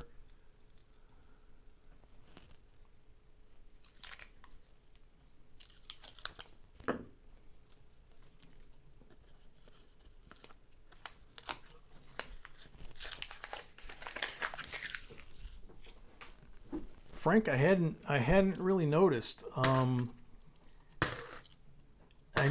I know the cold, since we moved back north, the cold is bothering my back more than I expected. Either that or like I say, I know I re-injured it yesterday, but it's possible that it's been coming on and I just didn't realize it. I don't know. Watch yours, babe.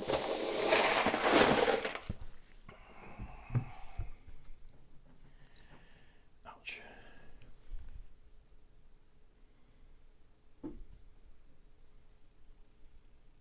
All right, Mikey, take care. Thanks for coming. And thanks for becoming a member. S. Lisinski, welcome. Thank you.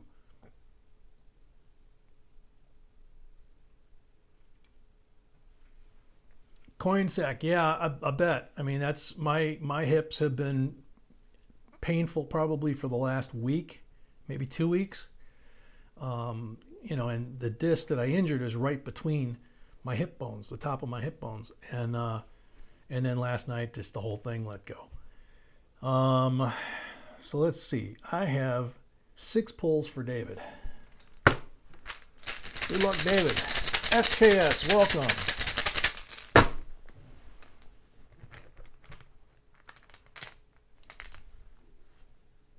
40%er on the first pull.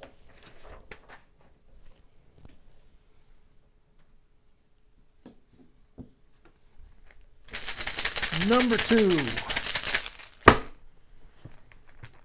Tristan, thank you very much. Blank on number 2.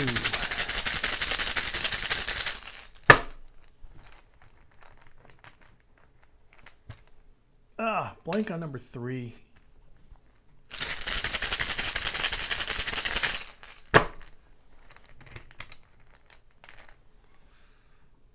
Blank on number 4.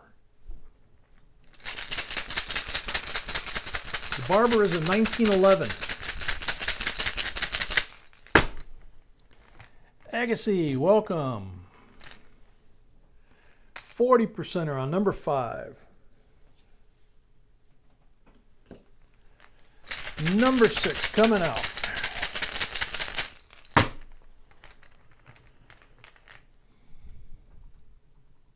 %er on the last pull.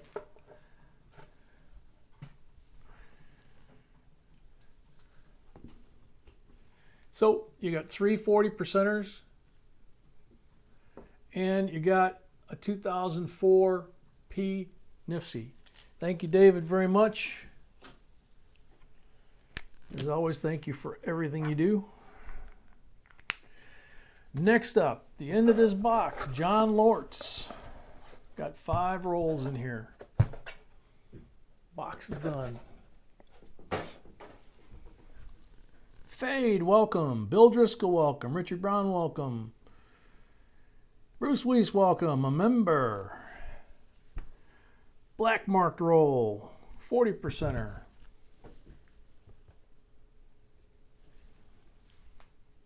There you go, John. Good luck, John. So we're going to have the 150 giveaway and the end of the box giveaway at the same time.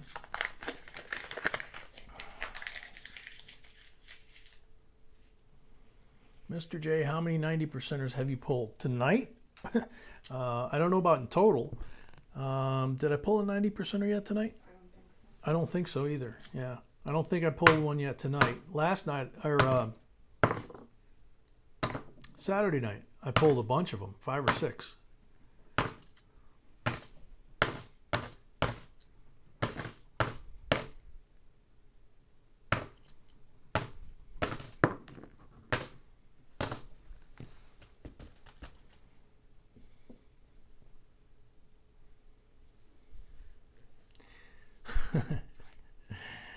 Thanks, Richard.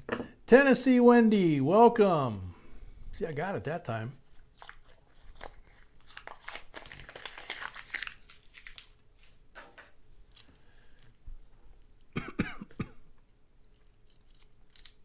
Two shiny ones, 1990 and a 1979.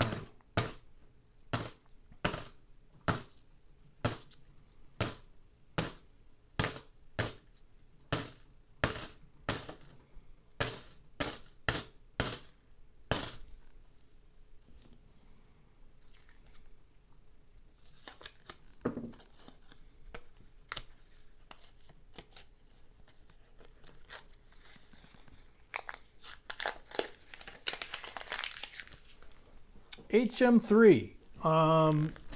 Did you hear that from the Federal Reserve directly, or did you hear that from a banker telling you that? Because we've contacted the Federal Reserve. We've had bankers, particularly in South Carolina, kept telling us that you could get them from the Federal Reserve. And we called the Fed in Atlanta, and they said, no, sir, you can't do that. You can buy them at U.S. mints. You can buy coins at U.S. mints, but you can buy from NF String, which is one of the companies that rolls the coin for the mint and distributes them to the armored car companies. You can set up a commercial account and you can get bulk delivery. but I'm pretty sure you cannot buy coin directly from the Fed. So if you talk to them directly and it wasn't, a banker trying to blow smoke, then that would be awesome. I would love to know which Fed we could do that from.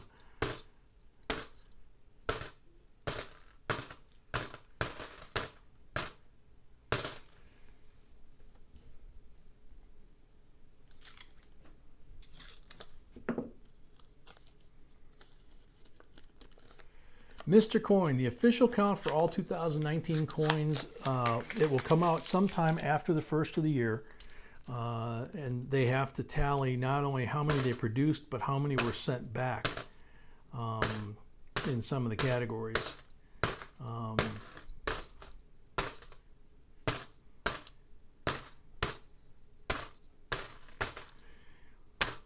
And we get monthly reports, but the year-end report will only come out when they're done tallying the entire year.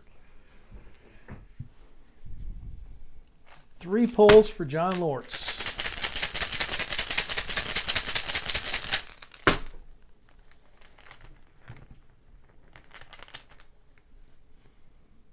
Blank on the first one.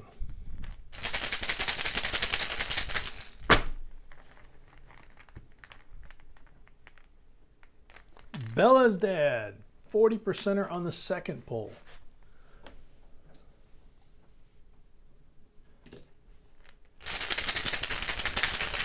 Third and final pull. 40%er.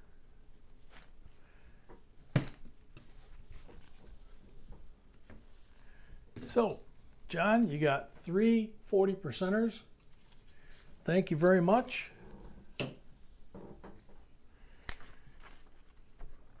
And that is the end of box number 1. So, as tradition will have it on this channel, I'm going to go wash my hands and bring the next box, and then we will do 2 giveaways, one for the end of the first box and one for hitting 150 likes. So keep an eye on the clock. As long as it keeps ticking, then we're not frozen. So I'll be right back.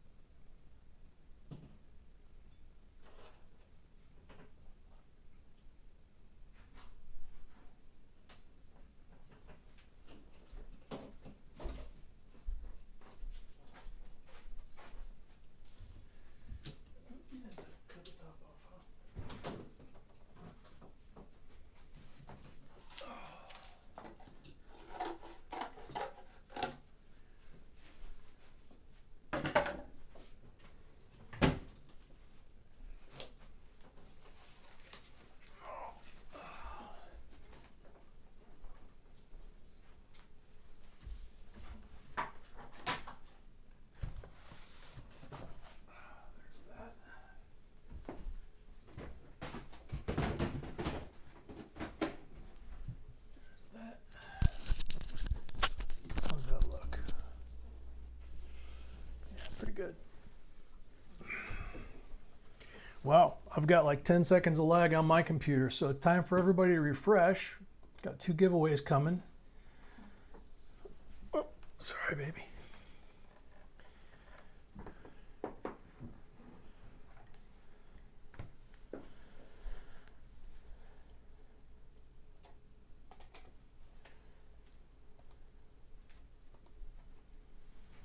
Okay, so first giveaway is the end of the box. 2002 San Francisco Mint stake-clad quarters.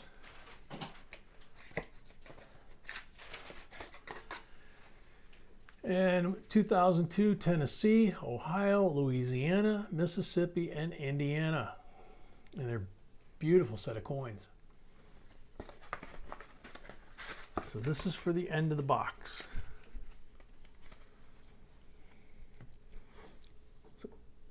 128 unique comments.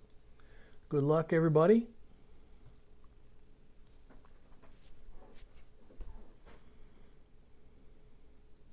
Arrow Kinnear. I say all money is lucky, but I probably won't be buying a set. There you go. That's a good entry.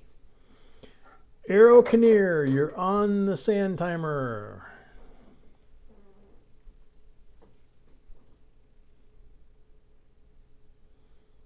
Christine Covey, welcome.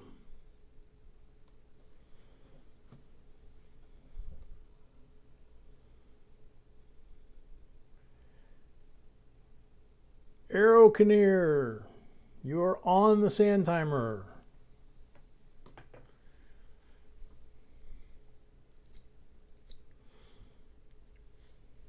I don't think I've seen him here tonight.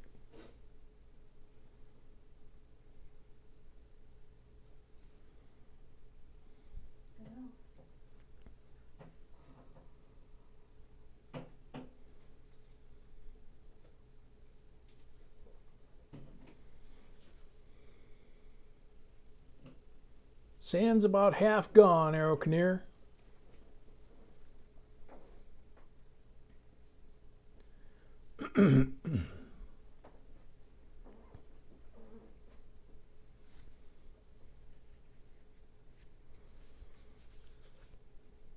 Pretty much last call for Arrow Kinnear. The sand is almost gone.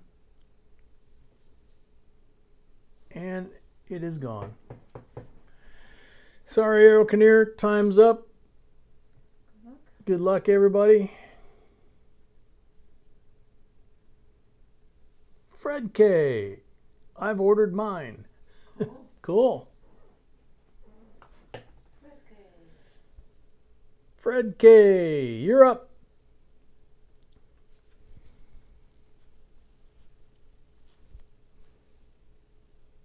Fred K is here. Congratulations.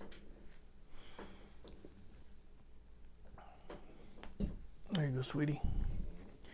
All right, next up is for the 150 giveaway, 150 like giveaway. 1935 Mercury dime.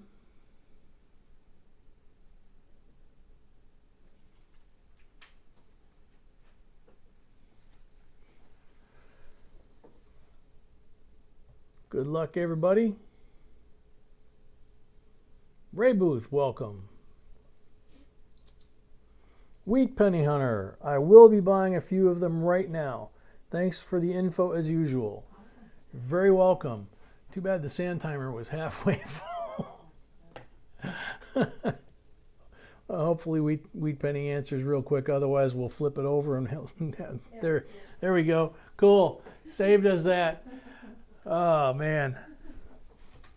All right. So laptop leaves the table. Thank you, sweetie. Oh. All right. So box number 2 begins.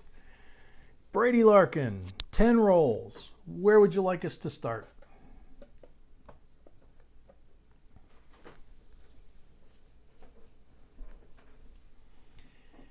If I missed anybody that came in while I was doing coins and stuff and didn't say hi, apologize. I try to say hi to everybody. If I see in the stream, hopefully I'll get a chance to say hi. Top 2 rows, that works.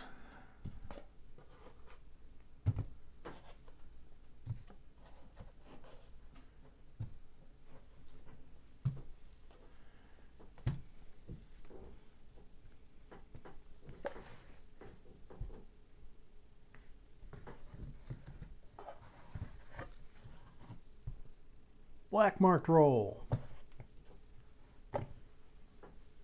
40%er.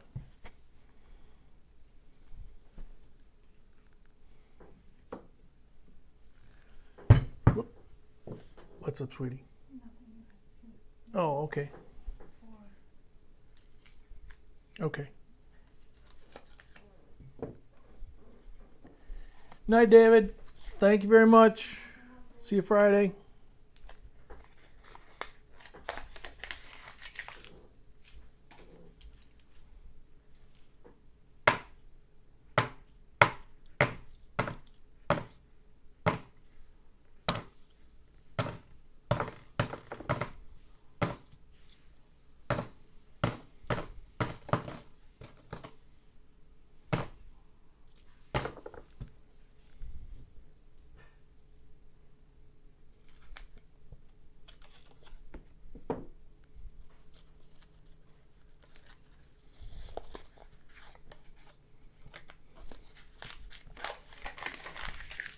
Sublime Mad Dog, welcome.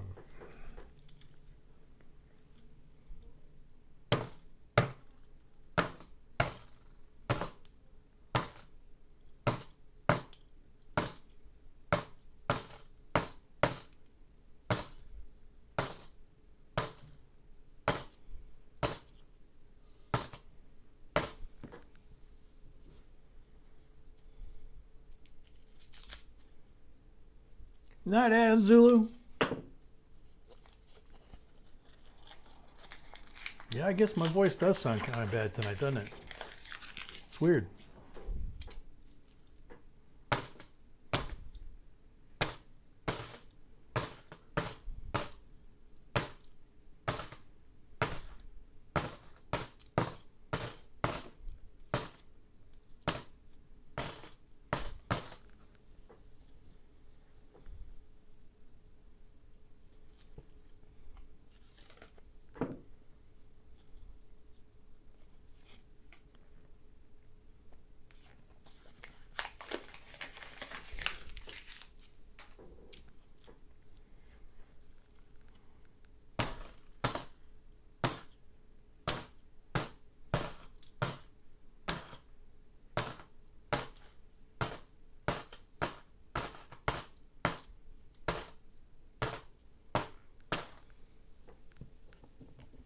Steve Minton, welcome.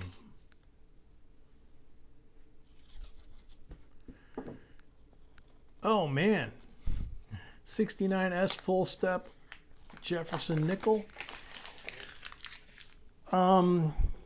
Probably before you send it in for grading, you probably want to send it to somebody like Mr. Wexler, John Wexler over at doubleddiag.com. He only charges $5 for attribution and an approximation of value. So I would start there, get confirmation from him, and then the grading company will take his attribution and assign it to the coin. So he only charges like $5 plus return postage. If you go to his website, doubleddiag.com, hit coin examination, and it spells it out. It's well worth the extra $5 so that you don't spend 90 on, potentially up to 90 on a grading company.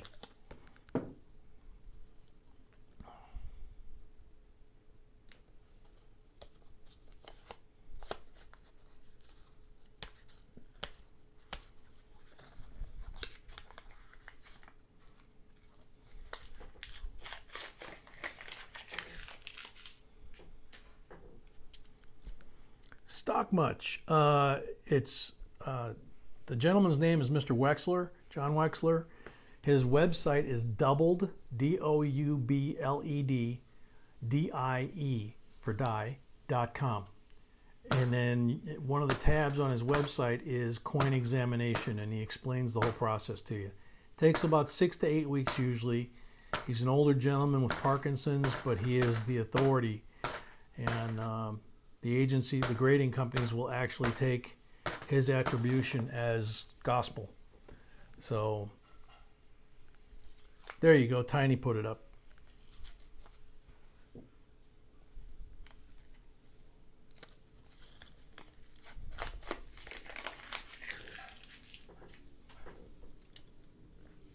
Oop, I think we have a real gold one this time.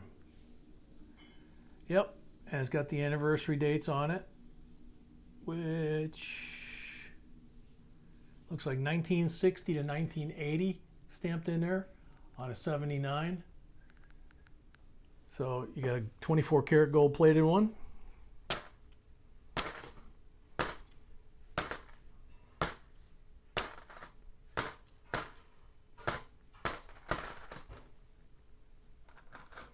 See, I let one fly there. 2005 NIFC.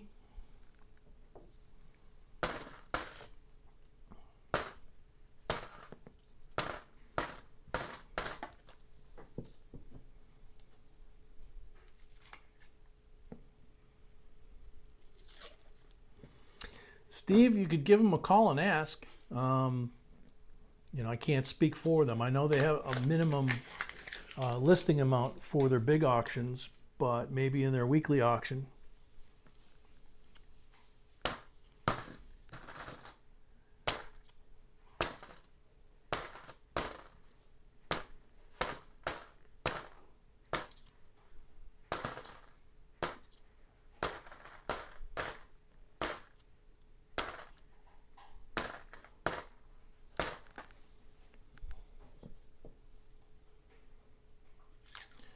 Mr. 45, it looks to me like the dates are 1960 to 1980. They're anniversary dates for somebody, 20 years. Could have been a company, could have been a wedding anniversary, could have been a birthday. The companies that do those offer that as a service for companies that want to celebrate an anniversary.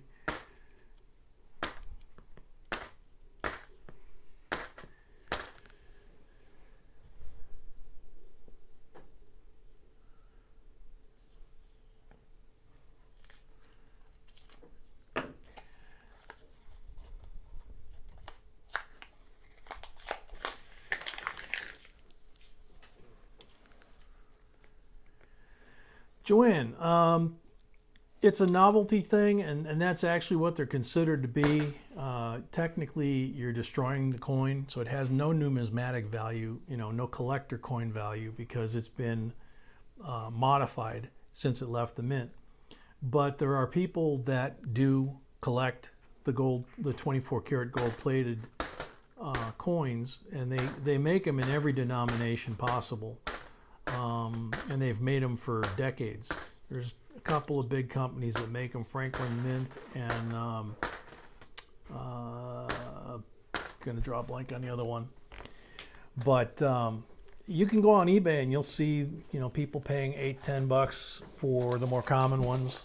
And doesn't sound like much, but when it's basically a freebie or 50-cent face value, $8-10, they don't really do anything for me, but a lot of people do collect them. And like I say, these two companies have been selling them for Littleton. That's the other one. These Littleton and Franklin Mint have been selling 24 karat gold-plated coins for decades. They've been making a killing on them.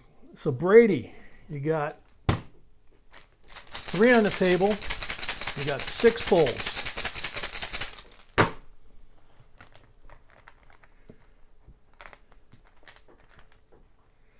Tennessee Wendy, good night. There you go, 90%er. First 90% pull tonight.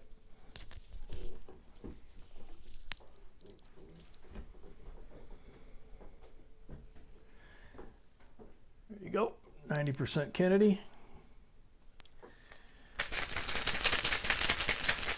Vonda, welcome. Papa Franken, here it coming. What'll it be tonight? Blank on the second pull. I already got a couple cookies, and I got 1 cup of coffee already. So she's bringing me a refill. We'll see what goodies she stuffs in my mouth. Third pull. Ah, blank. Bummer.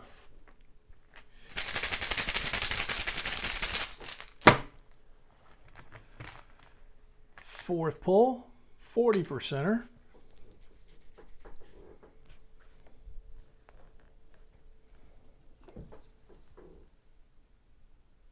There you go, nice 66. Fifth pull.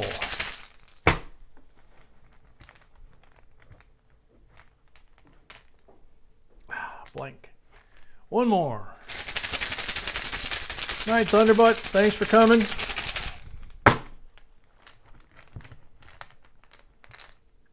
%er on the last pull.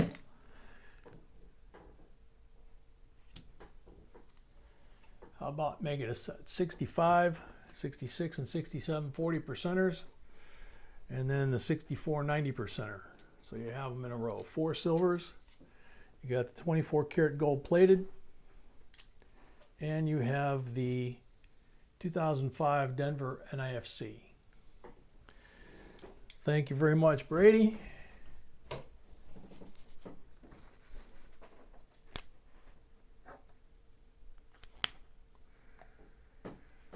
Next up, Greg Merrick, 10 rolls.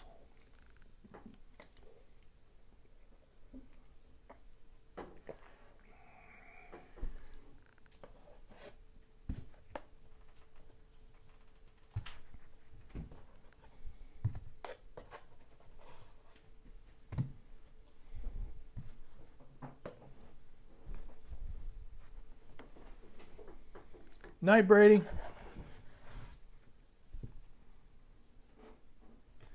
One black mark roll.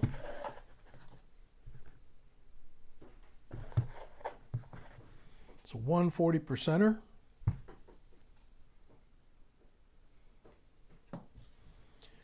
Good luck, Greg.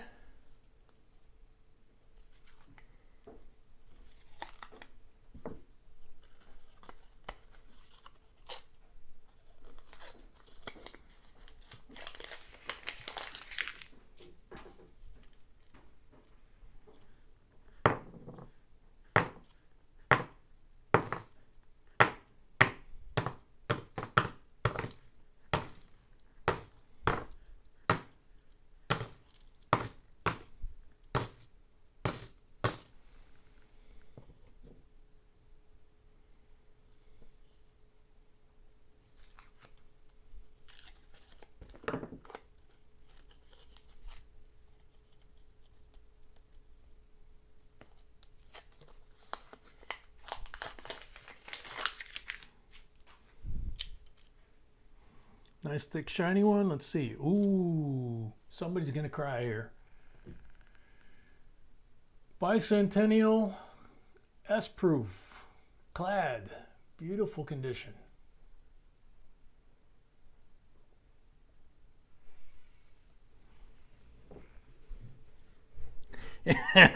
Sorry, Tiny. As soon as I saw the back, it was like, oh, Tiny's gonna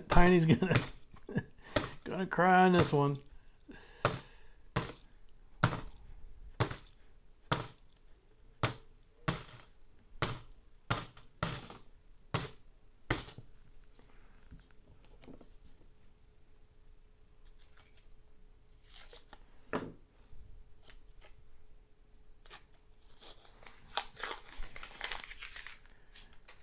God, it's hard to believe that was 52 years ago, man.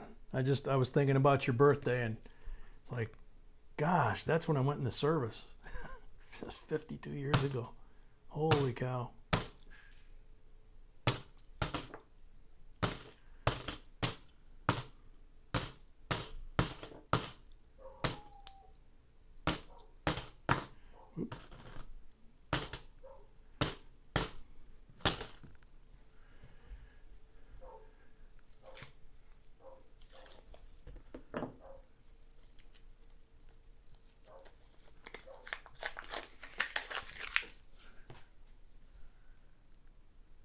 Okay, Camera's working. I'm getting circle of death. There we go. And it just unfroze.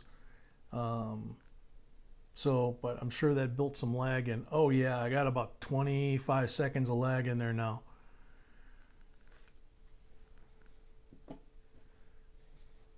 You're 43 today, Tiny? I thought you were older for some reason. I'm older. Yeah, I'm in my early 60s.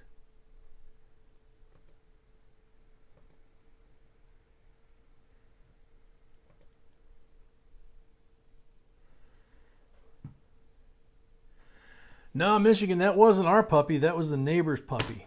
Ours went out there to search his territory out there, and the little yapper dog next door let our puppy know that he was out there in his yard.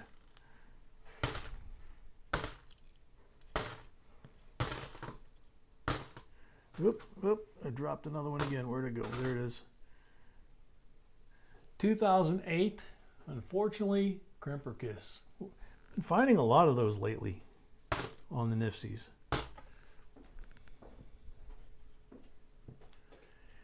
Thanks, Mr. Coin.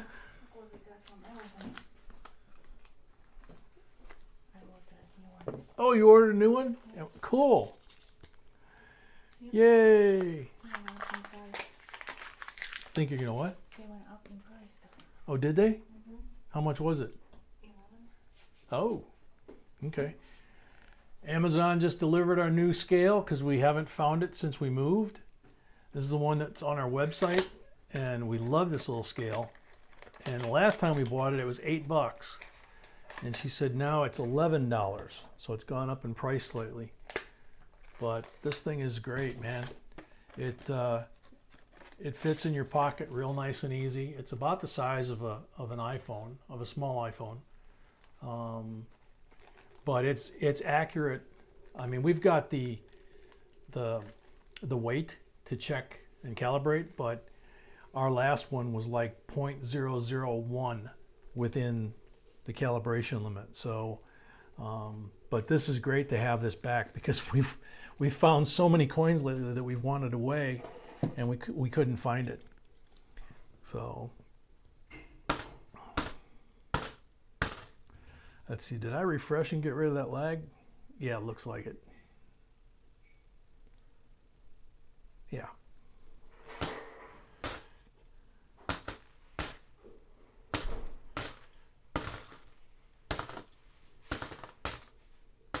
And I've got a whole bunch of coins on the left side of this table that I've been accumulating. There's another one. 2009 NIFC with a Crimper Kiss. That's a good year too. That Crimper, man. Oh, Bobby Williford, I'm sorry to hear that. A member, welcome. Hope you feel better, man.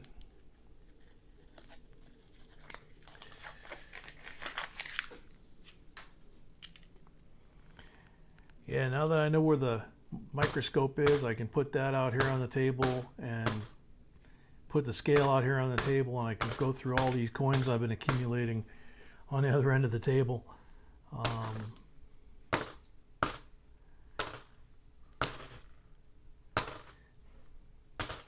And I have another box of quarters and a box of nickels sitting on the floor. And we've got another special box in the closet that B is going to go through soon. So we just got to get caught up.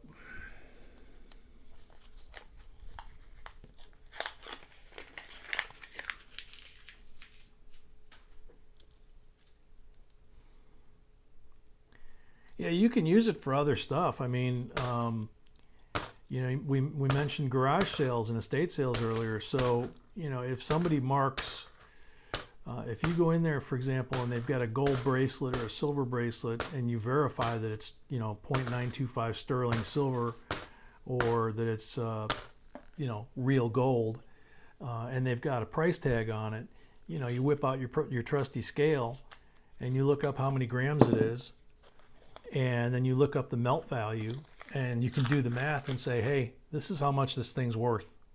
You know, if you take it to a coin shop or a jeweler, they're going to give you what it's worth to melt it. So that's what I'll offer you, and you offer them the melt value. And same thing, when you're hunting through a coin shop or at a coin show, you may find a transitional year coin or something like that you want to check the weight, or a coin that you know, like the 1914, the 1909 SVDB, quite a few others, but those are good examples of coins that have been counterfeited a lot. One of the easy checks is put it on a scale. Won't guarantee that it's not, but if you know the diagnostics and you know the weight, it's a lot harder for them to cheat or to get ripped off. You can, and then you have access to the internet on your phone, so you can find out the diagnostics of the coin you're looking at. We did that repeatedly right in front of the dealers at the show. They didn't take offense to it at all.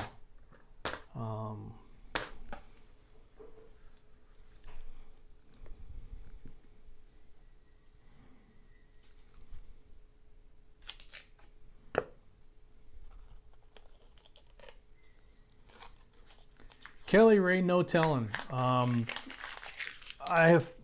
We found going through all these boxes trying to find W's. I was looking for the San Antonio missions, didn't find any until after the early find period was over, and they were all in circulated boxes that I found them. And then, if I remember right, I think we found a new issue box, and we found 6 of them.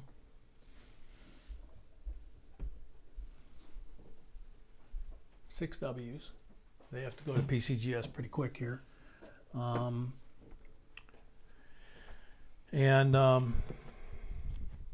So, we've just found them in the last month or so. We have not, we bought 5 rolls of River of No Return from our local coin shop, but we have not been able to get the bankers to order them for us. So, all right, Greg has 6 pulls.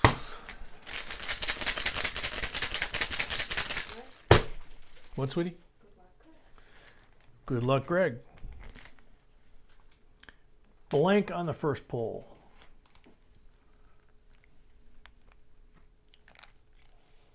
Wow.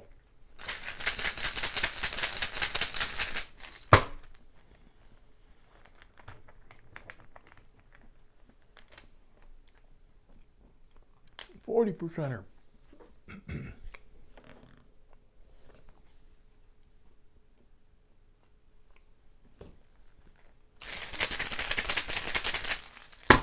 Number 3.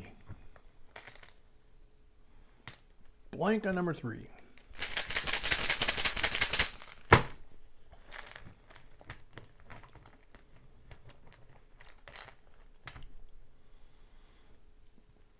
$40%er on number 4. Our coin dealer, when he sold us the rolls, sold them to us for I think it was 35 cents over face.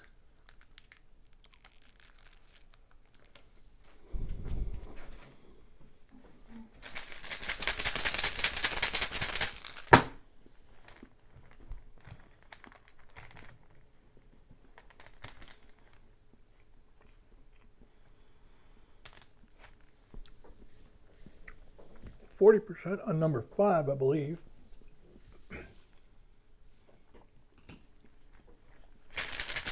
Last pull.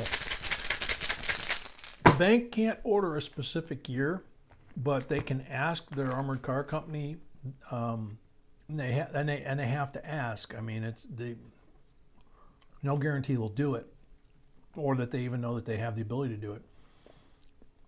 They have to ask their armored car service whether or not they could get some new issue coin.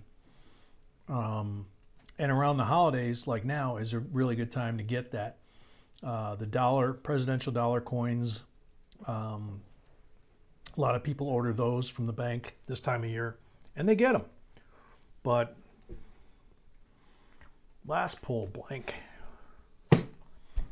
But again, like a lot of things, the bank tellers and the bankers tend not to understand where the coins come from or what ability they have to influence what they get. And possibly they don't care. 76S proof decam clad. Beautiful coin. Then we have the 2008 NIFC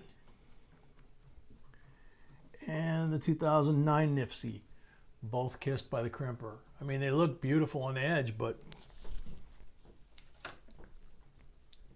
And I apologize for the muffled speaking. She not only stuffed one cookie in my mouth, she stuffed two cookies in my mouth with ice cream in the middle.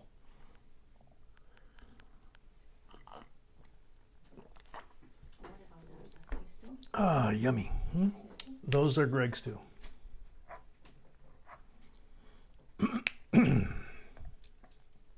Next up, Richard Brown. 10 rolls.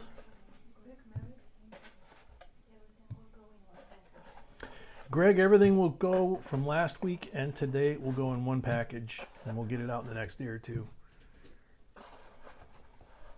Sorry for the delay on last week's delivery.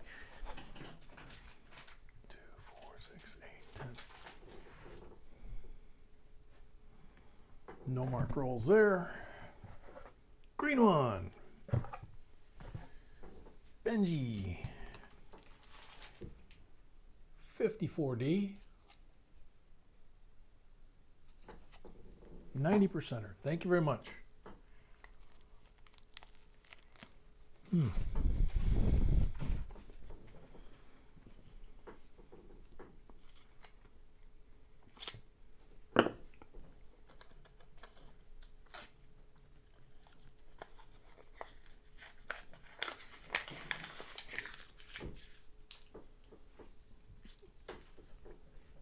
Why is that, Ruler?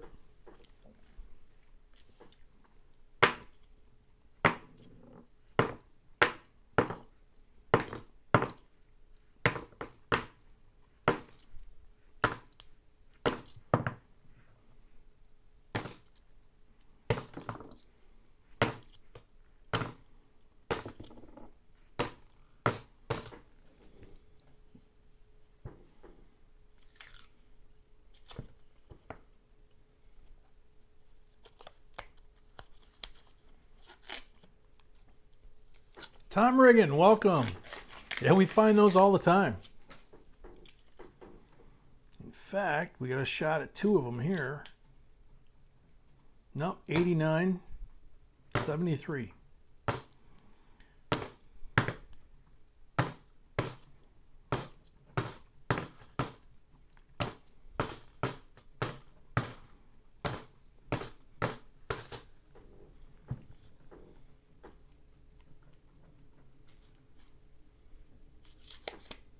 Since the manager quit letting the teller order coins for me, I've been dumping there. He was complaining about having to move the coins around.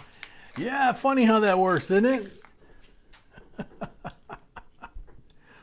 Tom Riggin, yeah, that wasn't a roll. We find them in rolls all night long. I think every live stream we do, just about, we find at least one.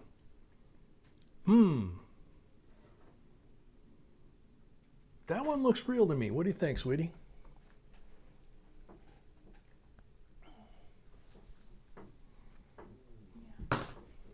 Yeah.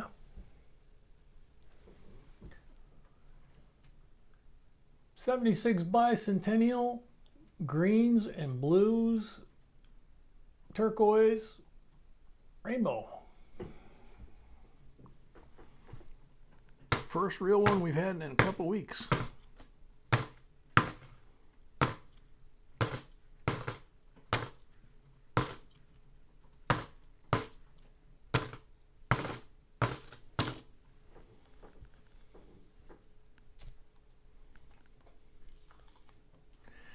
Tom Riggin, that's a ripoff if they try and charge you a fee. I know one of our local banks that's a branch of the bank that we do business with. We were getting silver from their boxes, and they told us that they wouldn't order boxes unless we paid $5 a box. And I said, so if I want a $25 penny box, it's going to cost me $30. And the manager just smirked at me and went, that's right. And I was like, Now for the silver, to me, it would have been worth it as long as the silver kept up. But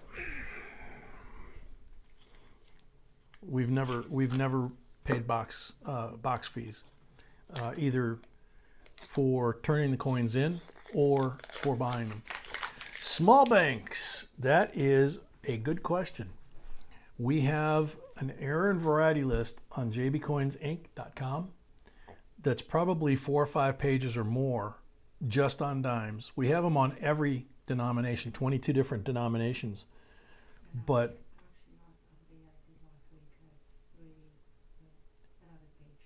oh, and Sweetie just added another page to the dime list last week when she updated the list last week.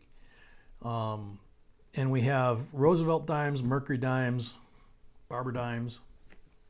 They're all separate lists. So they have key dates. They also have errors and varieties. They tell you what to look for. You can also check out our videos. We've got about 1,400 or so videos. And you can do a search on our main screen on videos on dimes to look for.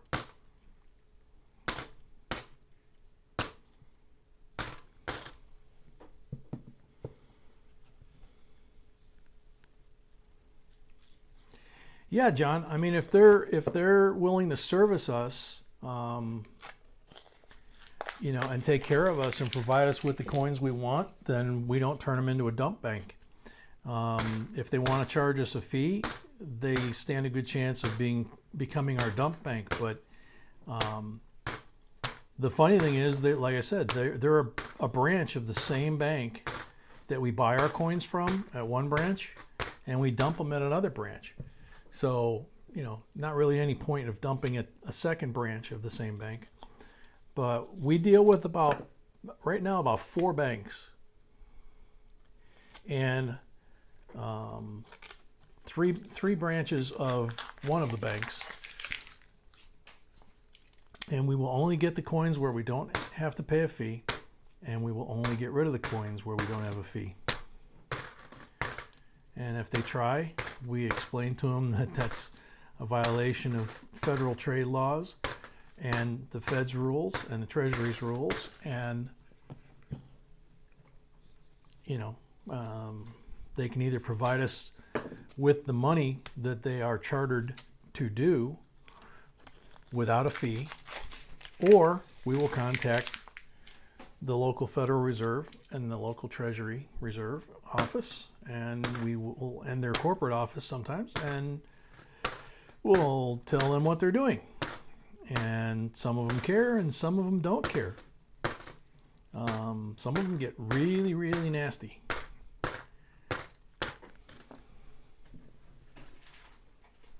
$40 to order a box of halves.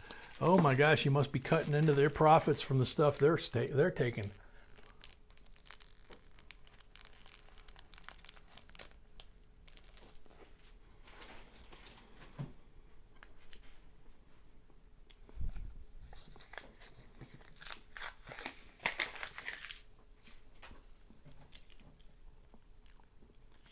Seriously, I think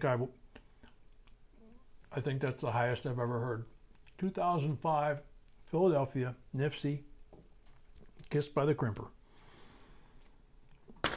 Depending on how big of a market you live in, how big of a town or an area,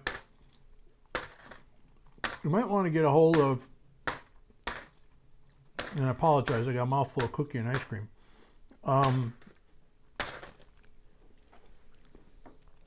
If you have a local news station that has a particular TV station that has a investigative reporter that likes to go out and investigate scams and stuff, give her a little tune-up. Try and get that person on the phone.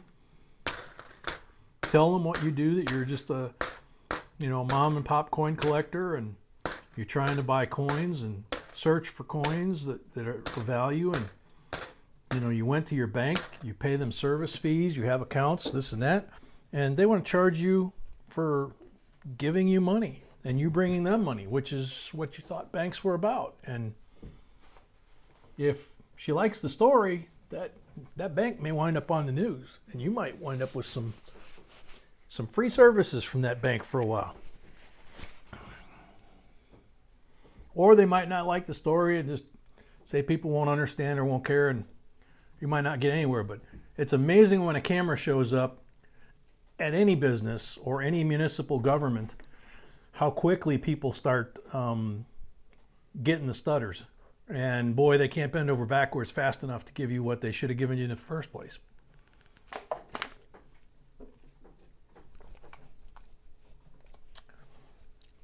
Bill Driscoll, is there a weight on the experimental planchet on the 99p quarter?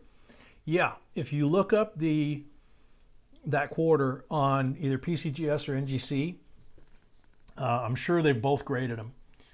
They will normally have the weight of the coin that they graded with that condition, and then you just use that weight versus the normal weight.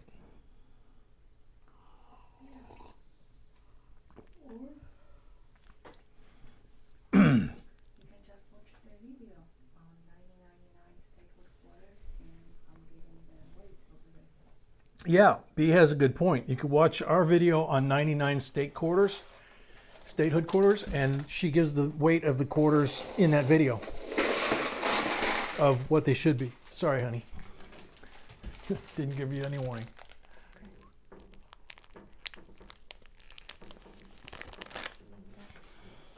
Mm-hmm.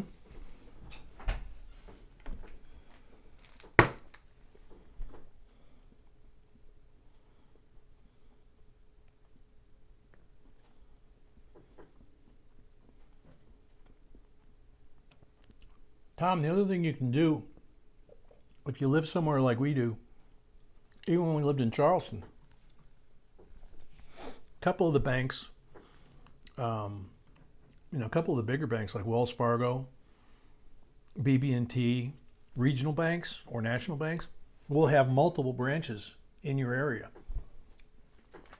Go to another one in town. Don't say that you've been to the other branch. Just say, hey, I have an account, I'd like to get boxes. And if they say no, push comes to shove, if you don't want to confront them, just keep trying branches until you get them. Even if it means going to the next town over. 40%er on the first poll. You don't want to give up, because that's what they're hoping, is that you'll give up and go away. JS Coin Hunter, not yet. Number 2, blank.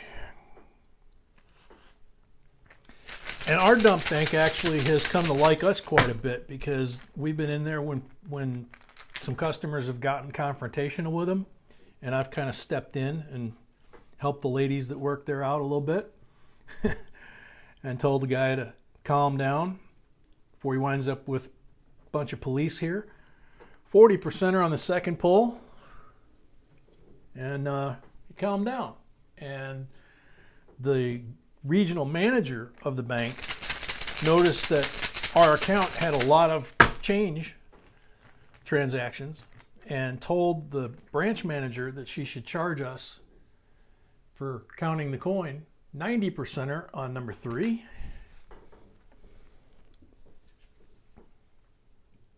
And then we bought that box of Polish punchkis from the bakery, brought them in, said thank you. We know we are causing you a lot of extra work and pain in the butt, kind of thing. We appreciate it. Number 5, 40%er. And there hasn't been any mention of fees since then. And the tellers all love us. And all they talk about is the punchkis. Let's see, I believe this is number 5. 40%er on number 5.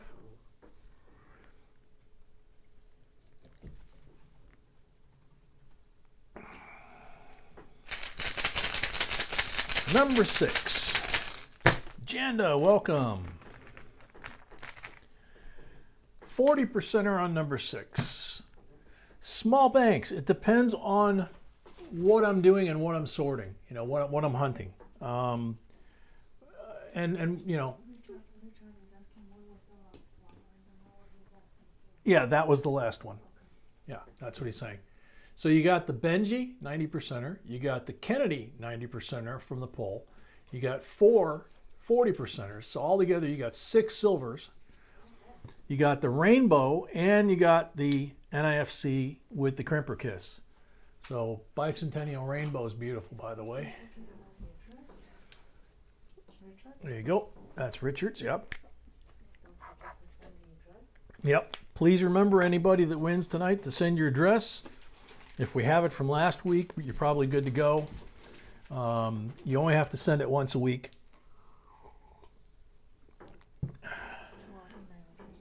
To our email address, yeah.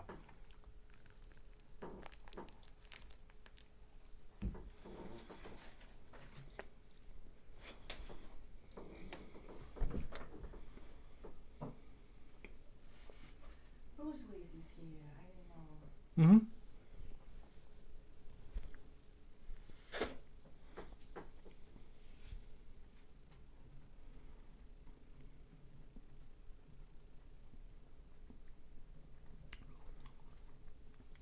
Tom, they're full of it. They don't pay $40 a box to Brinks.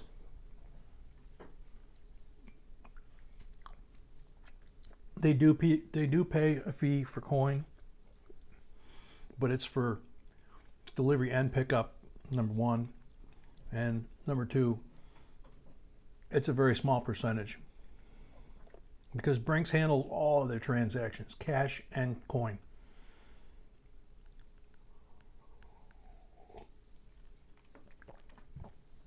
So if you haven't already, I would get a hold of the bank manager and talk to them. Tell them what you were told. If it was the bank manager that told you, talk to the president.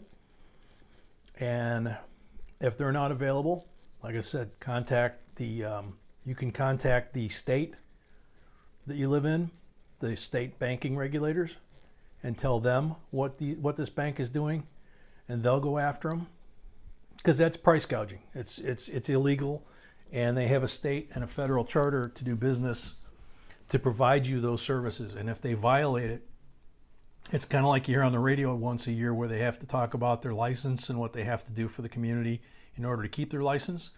Same thing with banks. Oh yeah, I love that one, Sharon. Banks are usually not private institutions. There are some exceptions. If someone is a banker who owns the bank, and they've gotten their charter from the state or the state or feds, they're either a national bank or a state bank, they may be a privately held bank. And then they could, to some degree, they could make their own rules, but they still have to follow the state and federal regulations, or they could lose that state or federal charter and no longer be a bank. And they could be investigated for misappropriation of funds and various other felony charges, because the government doesn't take lightly the movement of currency throughout the system.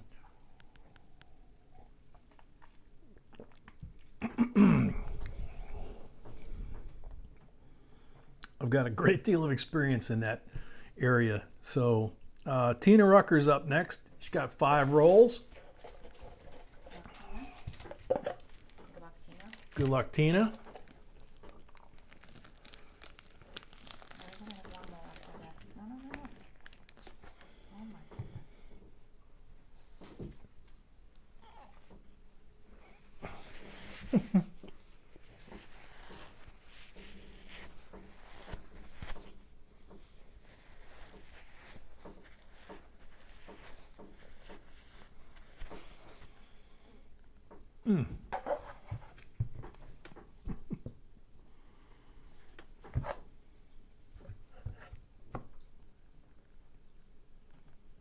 Tina, you know what that means? Ooh. 42D, Walking Liberty. 90%er.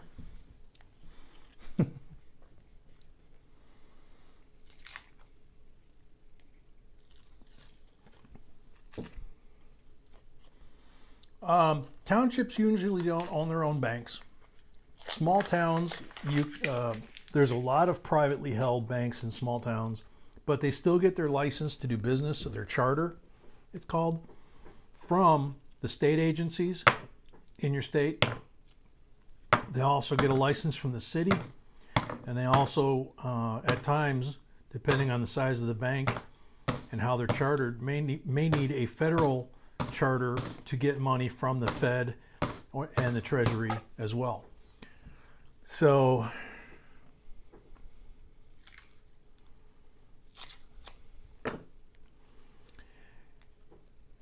yeah, Joe, there may be some unique things like that. Each bank has a different day that they order.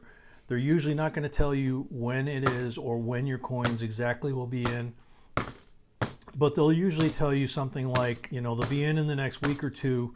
Give me your phone number and I will give you a call when they come in. And if you develop the relationship and you order on a regular basis, you'll pretty quickly figure out what the schedule is. So we know, for example, what banks we're going to get coins on Tuesday, what banks we're going to get coins on Thursday.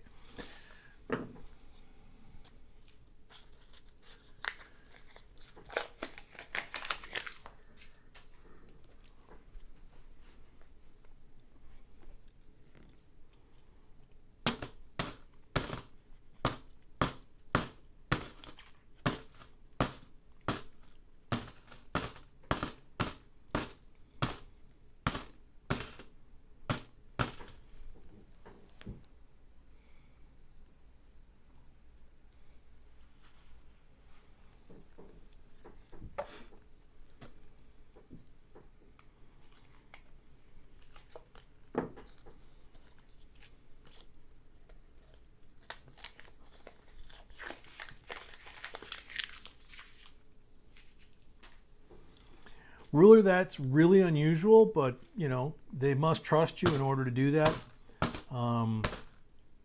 They are actually told, I believe, by the armored car companies, if I remember right, but it's a fairly standard security risk management practice for banks that you don't disclose when you're going to take delivery, when the armored car is going to be there. Obviously, if a thief's going to hit the bank and they're professionals, they're going to stake it out and learn the bank's routine and figure out when the armored car comes and this and that. But they are usually instructed not to freely volunteer that information.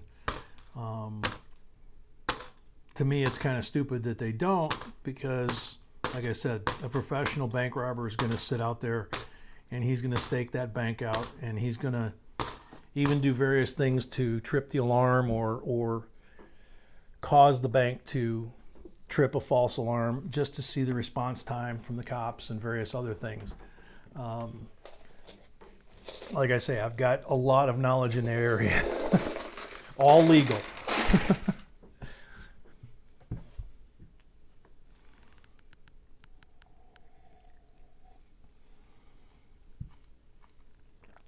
Tina says, "Can B touch the coins for luck?" She does. When I take them off the table and hand them to her, she's the one that handles them. So. Oh, that's too late? Ah, okay.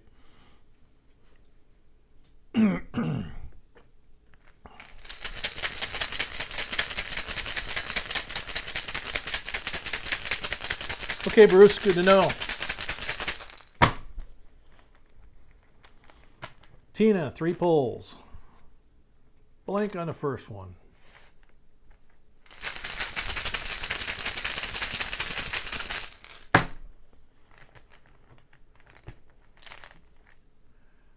Blank on the second one.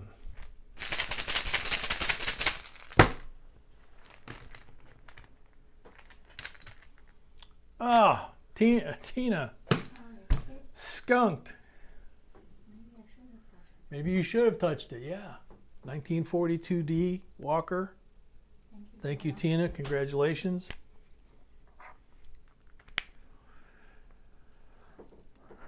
Next up, JQ. Got 7 rolls.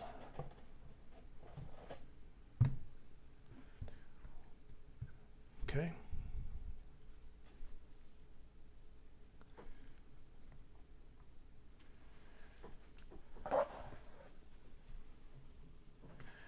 Thank you, Tom. We got a great family group here, and myself and B, of course.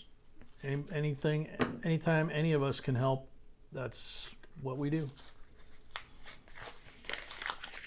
JQ, your first time. Well, hopefully it's a memorable one. I'll double check again, but I'm pretty sure I checked it that you don't have any marked rolls. No. So we either got to try and score something from the box or the pulls.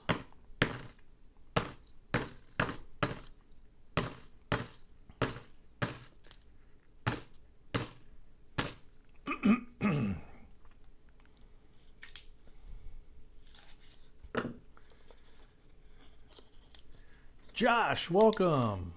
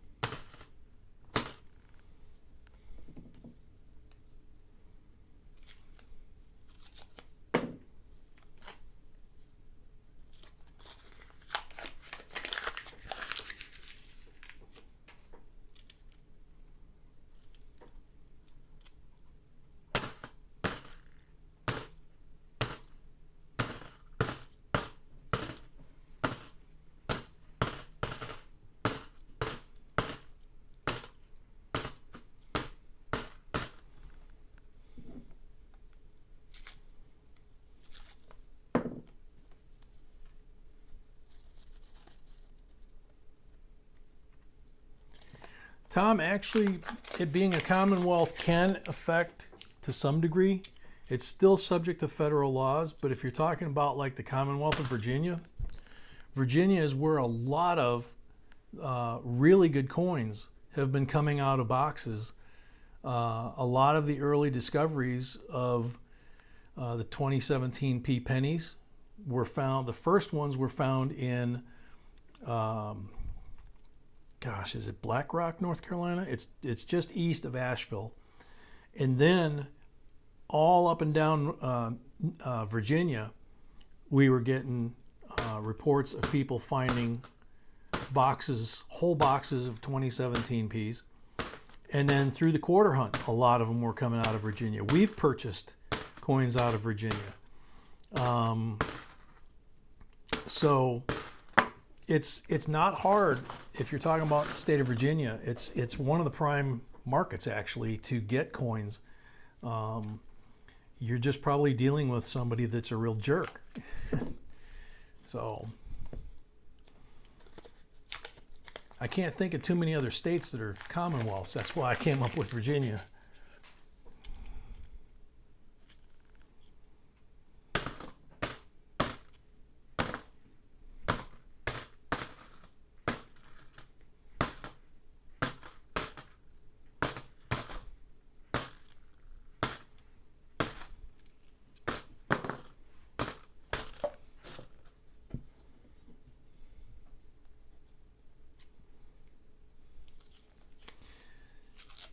And if you have trouble with local banks, see if you can find a credit union you qualify for, because credit unions will normally not give you a hard time ordering coin because you are an owner as a member of a credit union.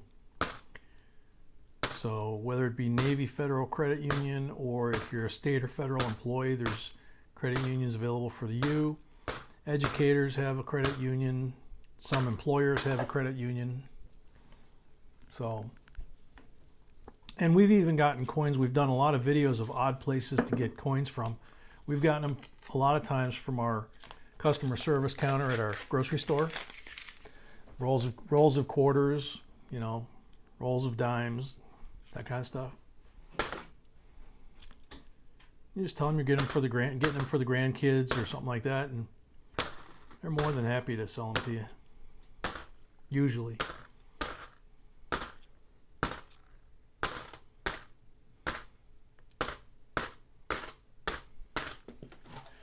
Bummer.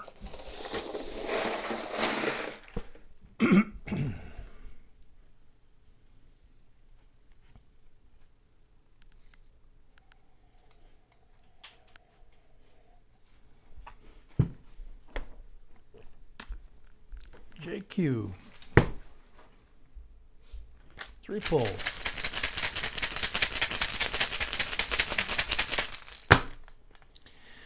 John, no, we don't have to be members. We just have to have an account. The banks that we belong to are fairly large regional banks, and you don't have to become a member like you do at a credit union. We just open up a checking account and put in $100, call it a day.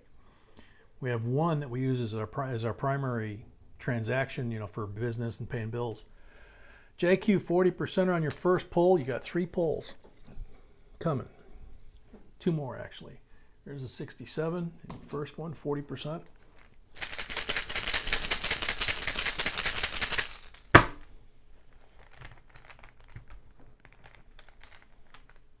%40 on the second pull.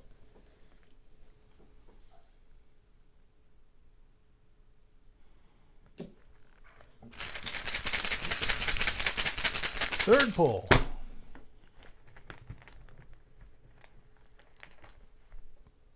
Blank on the third pull. So you got 2 40%ers. Really nice ones. JQ, thank you very much. Hope you enjoyed your first time doing that. I hope you subscribe, and hopefully some point you become a member. Next up, Robert Fitz. Robert has 5 more rolls. Oh. Cool, Kelly Ray. Found a black beauty.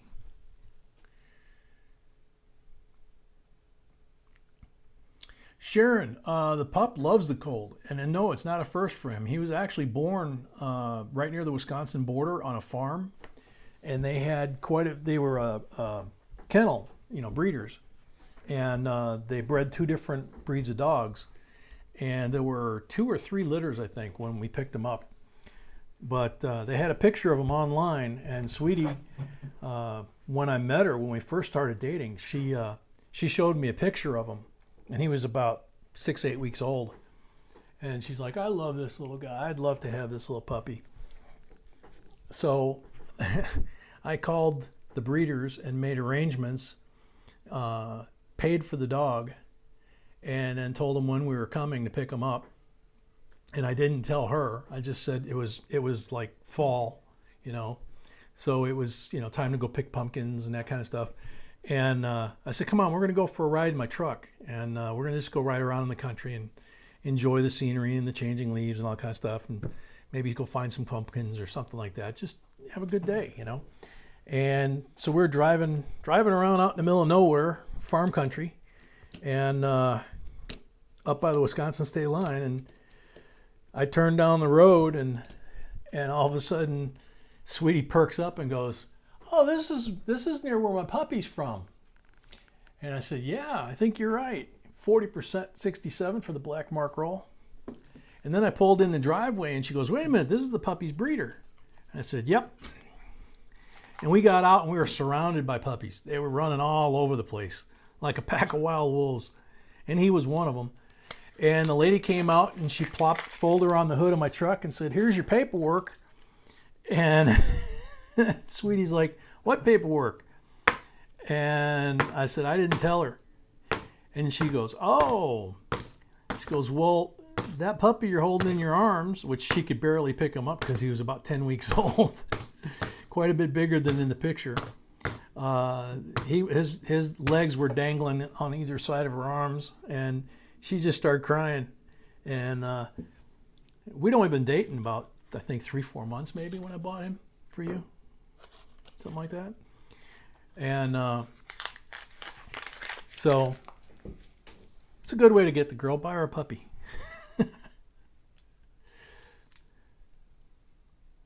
2005 Denver NIFC.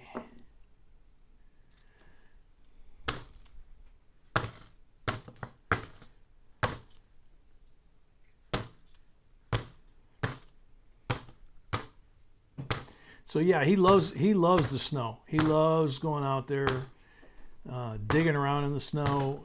He loves when you make snowballs and toss them in the air, and he tries to catch them. And he catches them, but they just, of course, turn to water. He just loves it. He loves running in the snow too.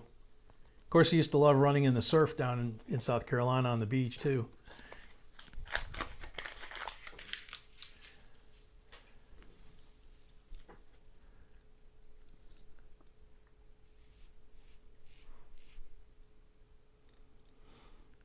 Corey, I'd say the same thing about that credit union. She may be the head teller, but the head teller is not the boss. She has a supervisor, and ultimately you can go all the way up to the president. And as a member, you could actually probably go to a board meeting. You could ask them when the next credit union members board meeting is, and if they say why, you say, because I'm going to go to the board meeting and ask why the bank that we're co-owners of, or the credit union that we're members and co-owners of, is so rude and doesn't want to give us proper service and give us coin that we want to pay for. And they may not want you at the board meeting. And like Ruler says, if you have another bank that will, then credit union could be a perfect dump bank, because a lot of them have coin machines. If not, whenever you give customer rolls to a bank, they're usually stuck with them, because the armored car companies will not normally take customer rolled coin back. Now, maybe if you tell that lady that you promise you're never going to bring the coins back to her facility, you just want to buy the coin, and you find another dump bank, then she might change her tune. But otherwise, you can always go the power route and just go up the chain of command.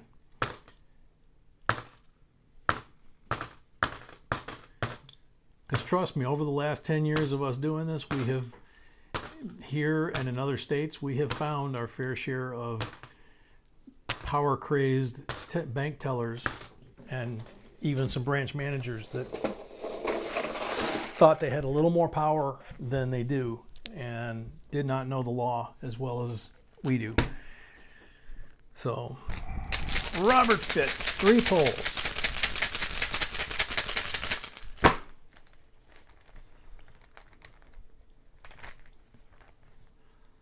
$40%er, first pull.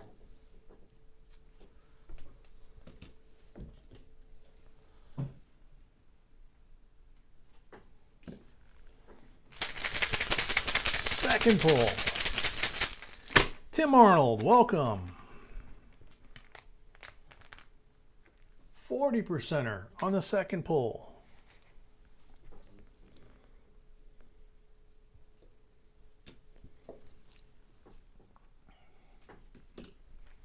Third pull.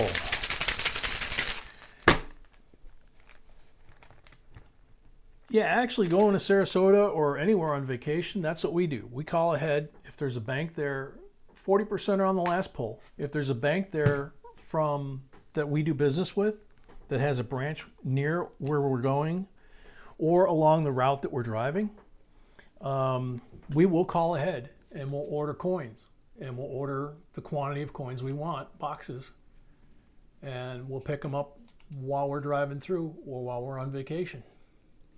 So there's 4 40%ers and a 2005 NIFC. Thank you, Robert. Yep, you'll get all of your coins in one batch, and we'll package them up probably tomorrow. So, last 3 rolls in the last box, Mr. Breeze. That's a gift from us. No marked rolls.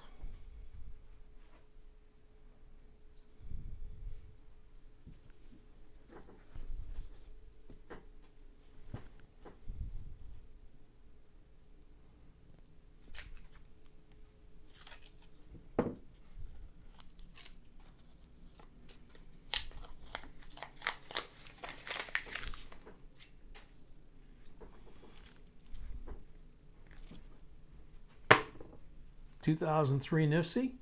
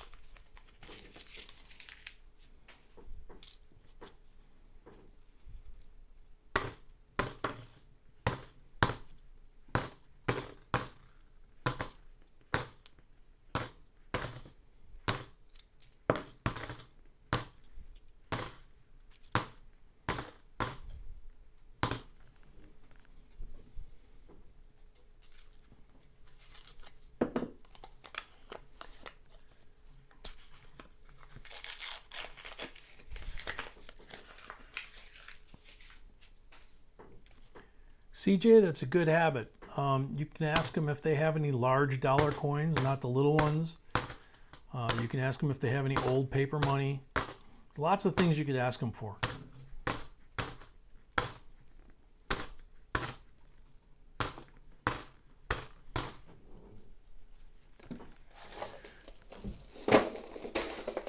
Mr. Breeze, nothing in the rolls, unfortunately, but you get a pull. Well, there was a NIFC there, but we'll see what we get here. Ah, blank. Bummer. So, Mr. Breeze, you get a 2003 Denver NIFC. Very nice one. There you go, sweetie.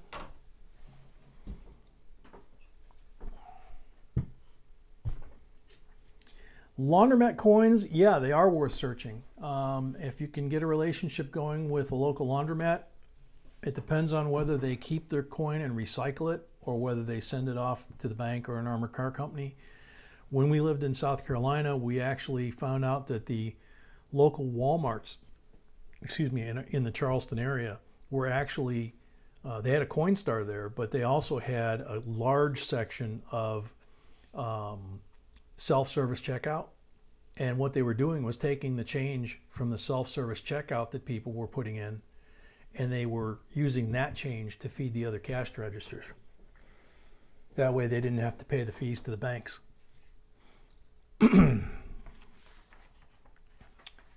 So,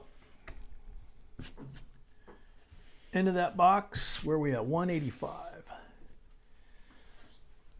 Well, we have an end of the box giveaway here. 2007 Denver mint set. Yep, I'll help you, baby. Oops.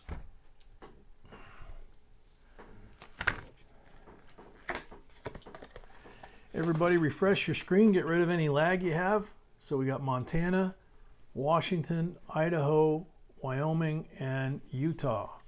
Got a little bit of a goldish tint to them.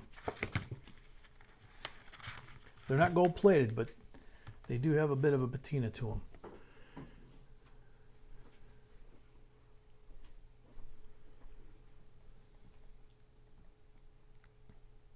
$131. Good luck, everybody. Sublime Mad Dog, might have to pick up some of those lucky notes. That's a good answer. Sublime Mad Dog is on the sand.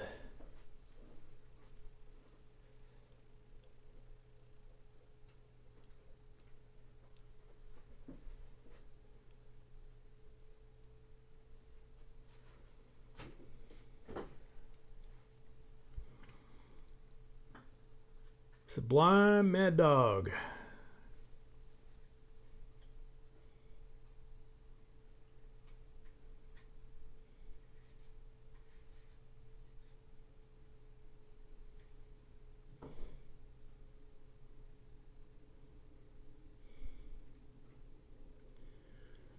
Sublime Mad Dog, you're about halfway through the sand.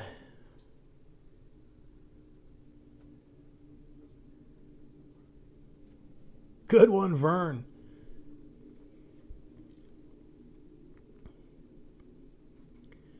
Kumai, the coin lists are $5 per list.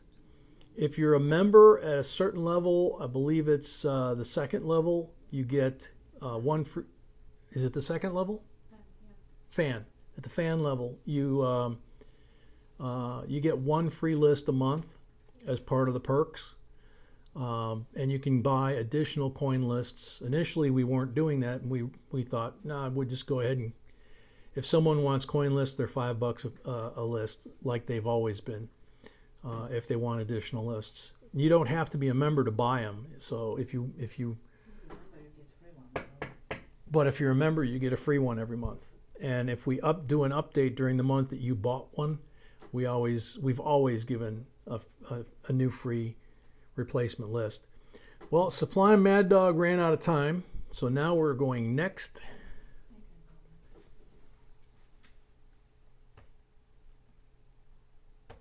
Good luck, everybody. J. Raj again. I've never heard about Lucky Money. Thanks for letting me know. That's twice tonight. J. Raj, are you still here? Oh, really? I've never heard about Lucky Money. Oh, that's right, because he's not saying whether he's going to buy any. So should I say that that's not a valid entry, even though it's the same one as before? I mean, I made a mistake before, but... Yeah, you made a mistake before. Okay, so it's not a valid entry then, right? Okay. Sorry, J. Raj, if you're still here, that's not a valid entry. I guess I shouldn't have considered it one on the first one. I'm going to give the timer time to reset here real quick. And we will pick another name.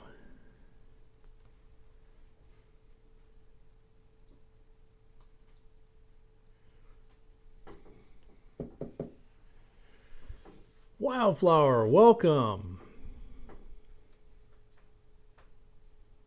JC likes Pam, welcome back.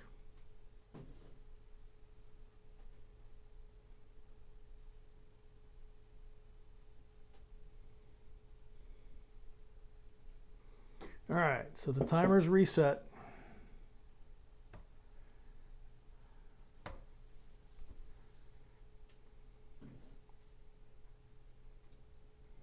Ron Park. Okay, here's another one, sweetie.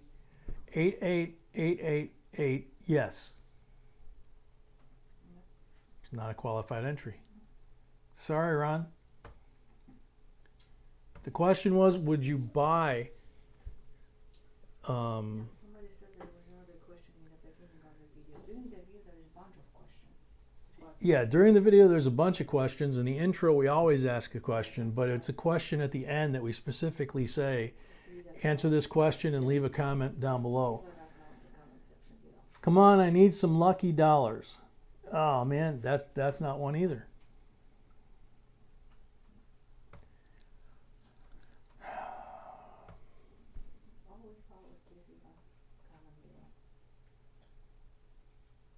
Colorado coins. Never knew about the lucky money. Love the information. As always, hope to see everyone tonight. Just really blew my mind. Nope. Still didn't. Bummer. Sorry, Colorado. Sometimes I make it easy, sometimes not.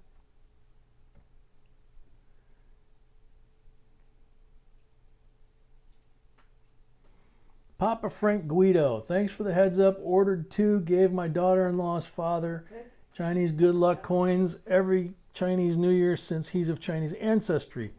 Yeah, these grandchildren are of Chinese Italian heritage. They eat either rice or pasta. Very good, Papa Frank.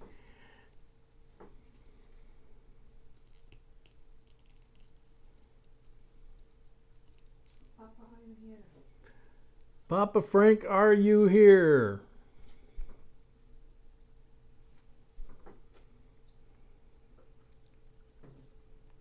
Papa Frank is here. Congratulations. You won a set of 2007 Mint Edition steak quarters.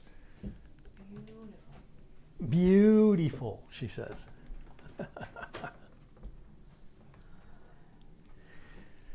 All right. So we survived another one, and I think we had a good time doing it. Sharon W. had mentioned, who was it earlier, that his dad was not doing well again? Scott. Was it not? Was it not? Well, I don't think it was Scott. I don't think it was Scott Hall. No, Scott Hall. I think it was Scott. I don't know. Scott Hall. It is Scott Hall. Oh, okay. Yeah. So if we could send out some prayers for Scott Hall and particularly for his dad. Apparently, his dad's not doing so well again. If I remember right, he's got kidney problems, dialysis issues, things like that. I could be wrong, so I probably shouldn't be speculating. But yeah, please send prayers up to Scott and to his dad for him to have a quick recovery. And Mr. Breeze, same for you and your family. God bless you. Hope everything. Hope you guys get through it okay. Sonnet, welcome. Coin Silver, welcome. I know you're saying good night, but welcome and good night. So to everybody that's been here, thanks for coming. Don't forget, we will be here Friday and Saturday, 7 p.m. Eastern, as usual. And we will have a New Year's Eve special marathon. And we will not have a live stream the next day, which is our normal Wednesday time. So it'll be on a Tuesday night, New Year's Eve. We're going to celebrate New Year's in all the time zones in the United States. So God bless everybody. Sweet dreams. Have a great week. See y'all Friday.